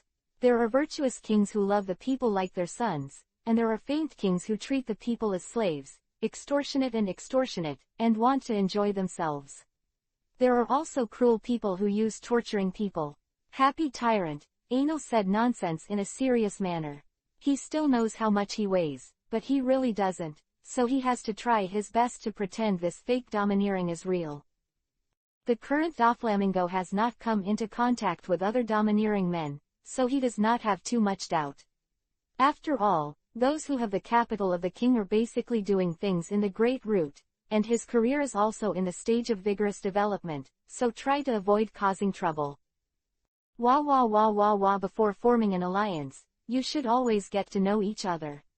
You already have the power as an ally. Then, as an ally's strength, shouldn't you also show it? Dover brother Langming's breath suddenly became dangerous, and he kept moving the fingers of his right hand. Our goal is just to become an ally, not a partner. It's good for both parties to keep a little bit of sex between each other. Enel calmly broke free with brute force twisted thread. He is not yet Doflamingo's opponent. His physical skills, fighting awareness and the like are far worse. However, this kind of temptation, without any skill at all, is a test of Enel's brute strength. This is what he lacks the most. If they fight each other and don't dodge, the loser must be Brother Ming. Doflamingo flashed a hint of surprise, then disappeared. That's right, but since it's a pirate alliance, there must be a common goal. Without this foundation, it can't be called an alliance. The common goal, how about completely destroying the order of this world and letting a new era come? Enel said with reservations, destroying the order, who knows whether he is talking about the order of the pirates or the world government. As for what Brother Ming understands, let him guess. Anil is a trustworthy person, so he can't speak too deadly. He said that in fact, he has already considered that if the situation changes in the future, he may turn against Doflamingo after the order of the pirates changes. Wah wah wah wah wah, interesting. It seems that our goals are the same in the long run. But for such a grand goal, even forming an alliance does not seem to change anything for now. What does that matter? Our goal is a great change that will affect the entire world, and the road in between is bound to be difficult and long. Walking on the road to a new era, a like-minded friend is it more interesting? Hum hum hum hum, the winner is justice. If Anil wants to be a righteous friend, then the world government is a huge obstacle that he absolutely cannot get around. It is consistent with Doflamingo's goal of completely destroying the order of this world ruled by the Draconians and letting them fall to the altar before the fall of the world government. You convinced me. Doflamingo extended his right hand to Enel again, this time not a solicitation, but a handshake that symbolized friendship. As for how sincere he is, how much friendship is there between the two pirates? It's just hee. One big and one small and two right hands are combined, and an alliance of evil camps is formed. No, it should be said to be evil for the time being. According to these two ideas, they will become partners of justice after they overthrow the world government. Brother Ming, I want information and want to ask you about it. For this kind of thing, even a brother has to settle the account, and you have to pay the corresponding price. No, I don't think it's necessary this time. It's only normal for people to pay respects. I just answered the news about Morrow. If I didn't tell you, you would still spend a lot of time on this matter. Now should you also tell me something in return? It seems plausible, you ask, but it has to be worth it. It shouldn't be important news for you to come. I want information about the war. Anil sat beside him, taking the seat of Diamante, who had just drawn his sword and angered. War. Doflamingo's tone was questioning. That's right, it's a war, and I need a lot of corpses. Do you know where the war broke out? As an arms dealer, you should know a lot about it. Anil thought for a while, then added, it's better to have dead people. It's a little more, and it's not a very dangerous place. By the way, it's a little closer. My sailing skills are not very good, and I may deviate from the distance. Taking advantage of everyone's attention being attracted by the two, Carter, who was destroying the food on the Don Quixote family's table, rolled his eyes. He was clearly saying, why see, you didn't tell the truth. Even if it's a near island, you'll stray. It's not a matter of your sailing skills, but you simply won't. Wah wah wah wah wah, there are indeed quite a few places like this. As for danger, as my ally, I believe this little danger is nothing to be afraid of. A kingdom in the north, a Tiamat has a rebellion and just needs to buy a shipment of weapons from me. I'll send someone to deliver it shortly, and I can have them drop you off if needed. Oh, so good. Thank you so much, Brother Ming. It's a little thing that's nothing compared to our friendship. Chapter 19, Arrival at Adamat. Remember to call me then. Goodbye, Dover. Enel waved and left with a wealthed Carter. Young master, is the alliance with that kid serious? Jorah asked. Ah, seriously, there's nothing to lose anyway, isn't it? Dover asked Ming Jie to hold the glass. Ah, Diamante suddenly screamed. What's wrong, Diamante? Doflamingo frowned. Our food is gone. Huh. Enel sat on the roof of a bungalow with a wealthed Carter. Cat, do you have some for me? Carter cast a rest assured, how could I forget your eyes? With a brush, the floor was covered with food, including the bottle of Doflamingo's red wine. It's delicious, Anil chewed on the bread, her cheeks bulging. I don't know why he always thought this meal was especially delicious. Why see, aren't we going to the cook? Carter asked. Well, forget it, we're going to go the elite route. We'd rather be short than bad. I don't want a few more incompetent guys on my ship. Carter didn't say much, as long as the cat had canned fish, it would be happy. Anil was going to buy a mask first. He didn't really want people to know his face. I should be following Doflamingo for a while recently, so there is no need to worry about the issue of sailing for the time being. He searched all over the island and couldn't find any place that sold masks. A bit disappointed. Boom blah blah blah. It was the phone bug ringing. It's me. A hoarse and deep voice came from the phone bug. Since the devil fruit thing has been cleared up, we are ready to return. Then we will prepare a cargo ship to send arms to Adamat. Do you want to join us? Understood. Go right away. Cat, go away. Meow. Wong wong wong. Carter was arguing with a yellow dog. Enel went right over and kicked it in the ass. Carter was blown away, and he looked back to see who Fang Xiaoxiao dared to attack the wise and powerful Lord Carter. What he saw was Enel's expressionless face. Stupid cat, go away. Oh, it's you, YC. Before he left, Carter didn't forget to cast a disdainful look at the dog, as if to say, you're lucky. Go to the pier. Doflamingo is also seen in the distance. Yo, Dover, greeted warmly. Hey, did you kids steal our food? Torapal leaned over impatiently, with an angry look on his face. Ah, don't mind this trivial matter. Dining together is also a testimony of our friendship, isn't it? You bastard.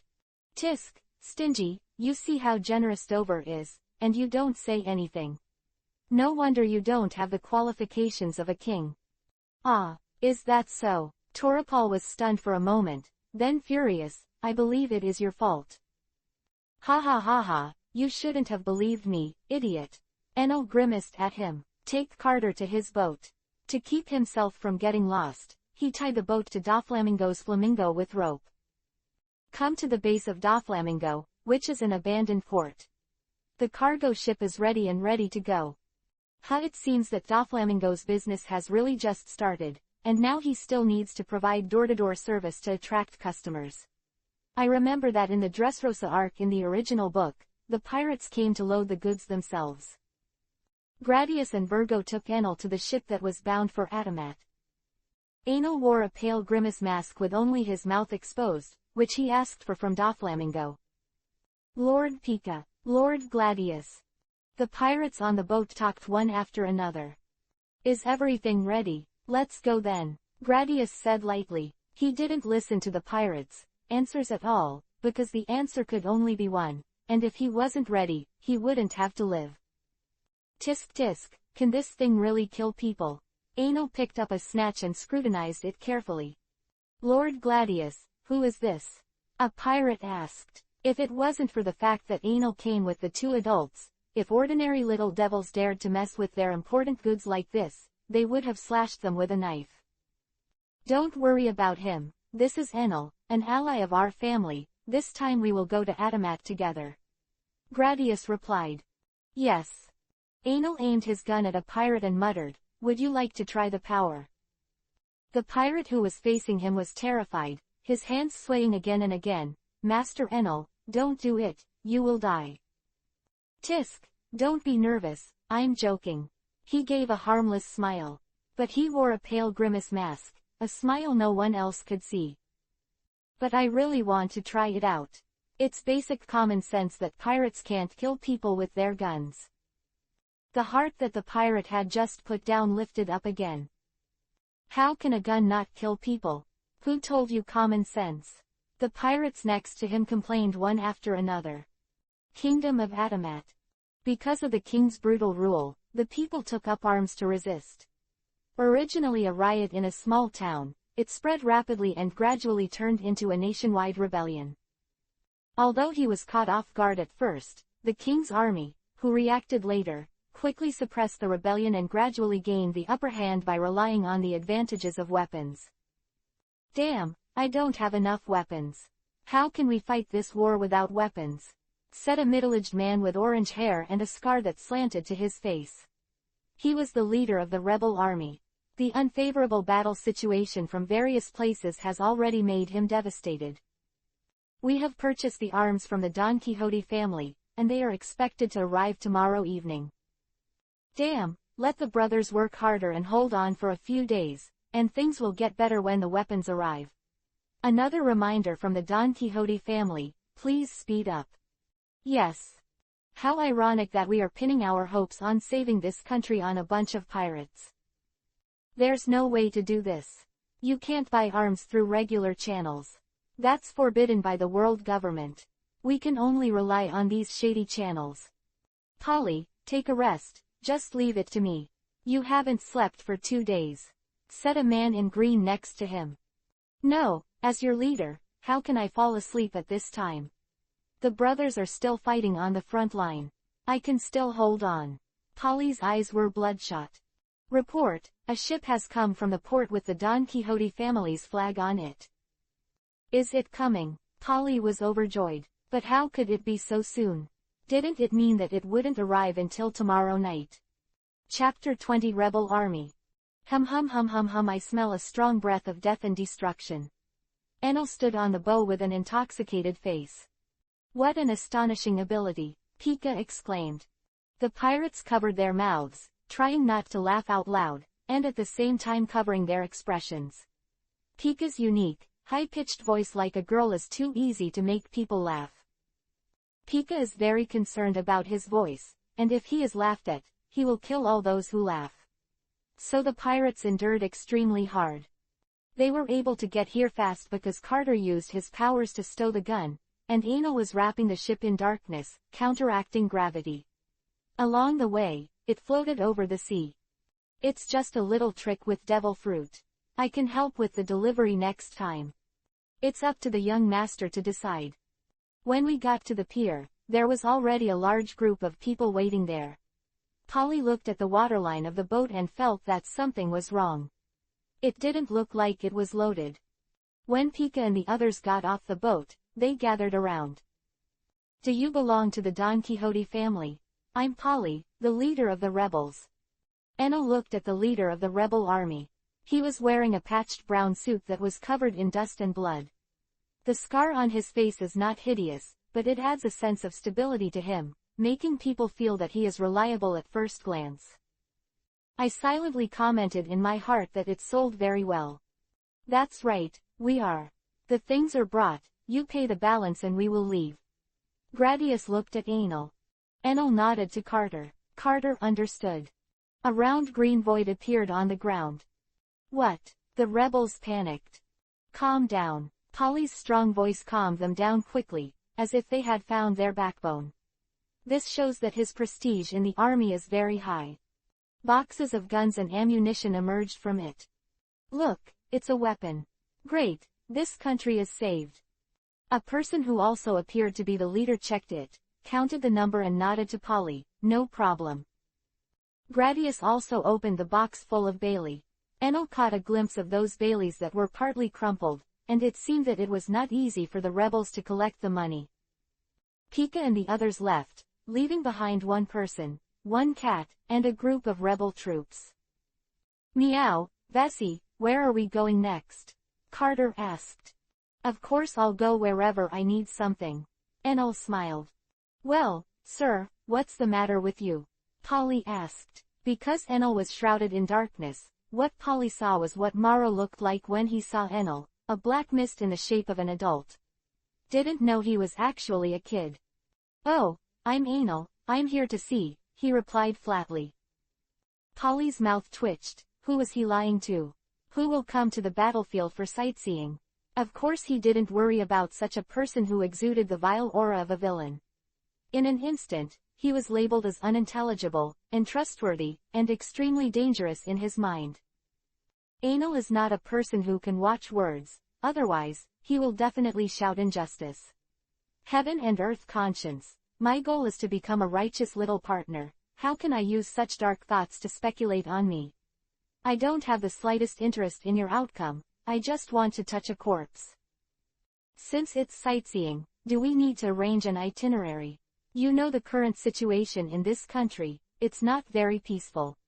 Having a local person to lead the way will save a lot of trouble. Polly didn't drive people out directly. The situation of the rebels is not optimistic. It is not advisable to provoke strong enemies. Even if you know that the other party has ulterior motives, you can't directly turn your face. But there is no way to just ignore it, so a certain level of surveillance has to be arranged. Carter rolled his eyes. What is not very peaceful? If such a country can still enjoy peace, then it is estimated that this era can also be called a beautiful era of warmth and harmony. Anil didn't have the slightest self-consciousness. No, I prefer freedom. I'd better go around by myself. You don't have to worry about me, just go with yours. Don't worry, I'm strong, I shouldn't die. It is because you are very strong, so we are even more worried. Polly complained in his heart. Then what do you need to tell me directly? Well, I will. Nodding unceremoniously, by the way, do you know where the most intense battlefield is? Huh, the fiercest battlefield. Well, yes, I think that kind of place is more interesting. I want to see if the pirate's gun can kill people. Of course, this is only a secondary reason.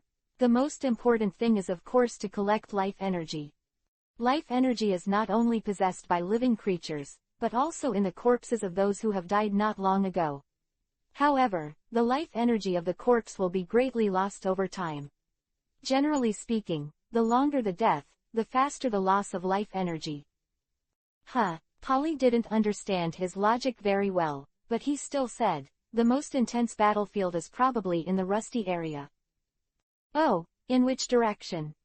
Come with us if you want to go over there, we're just about to ship weapons over there. Oh, let's go then, I can't wait.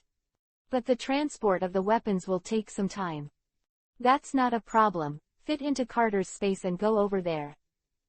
Thank you so much, let's go right away, just waiting for your words. He was even more eager than Enel. Go, cat. No one responded. Bastard, where did the stupid cat die?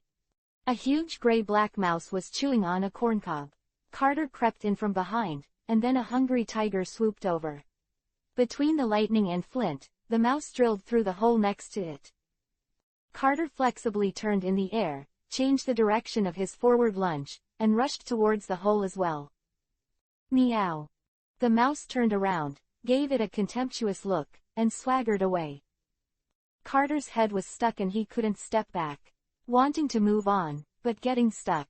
Meow, Vessie, come and save me. Hey, did you see a Twimiturtle, pink cat? Polly asked his companion. Oh, that's the one you're talking about. I thought it was the tiger that was startled at first. He pointed to the left with his hand. It seems to be going in that direction. Follow the direction he pointed. Enel saw Carter's head stuck in a hole in the wall, his butt wiggling outside.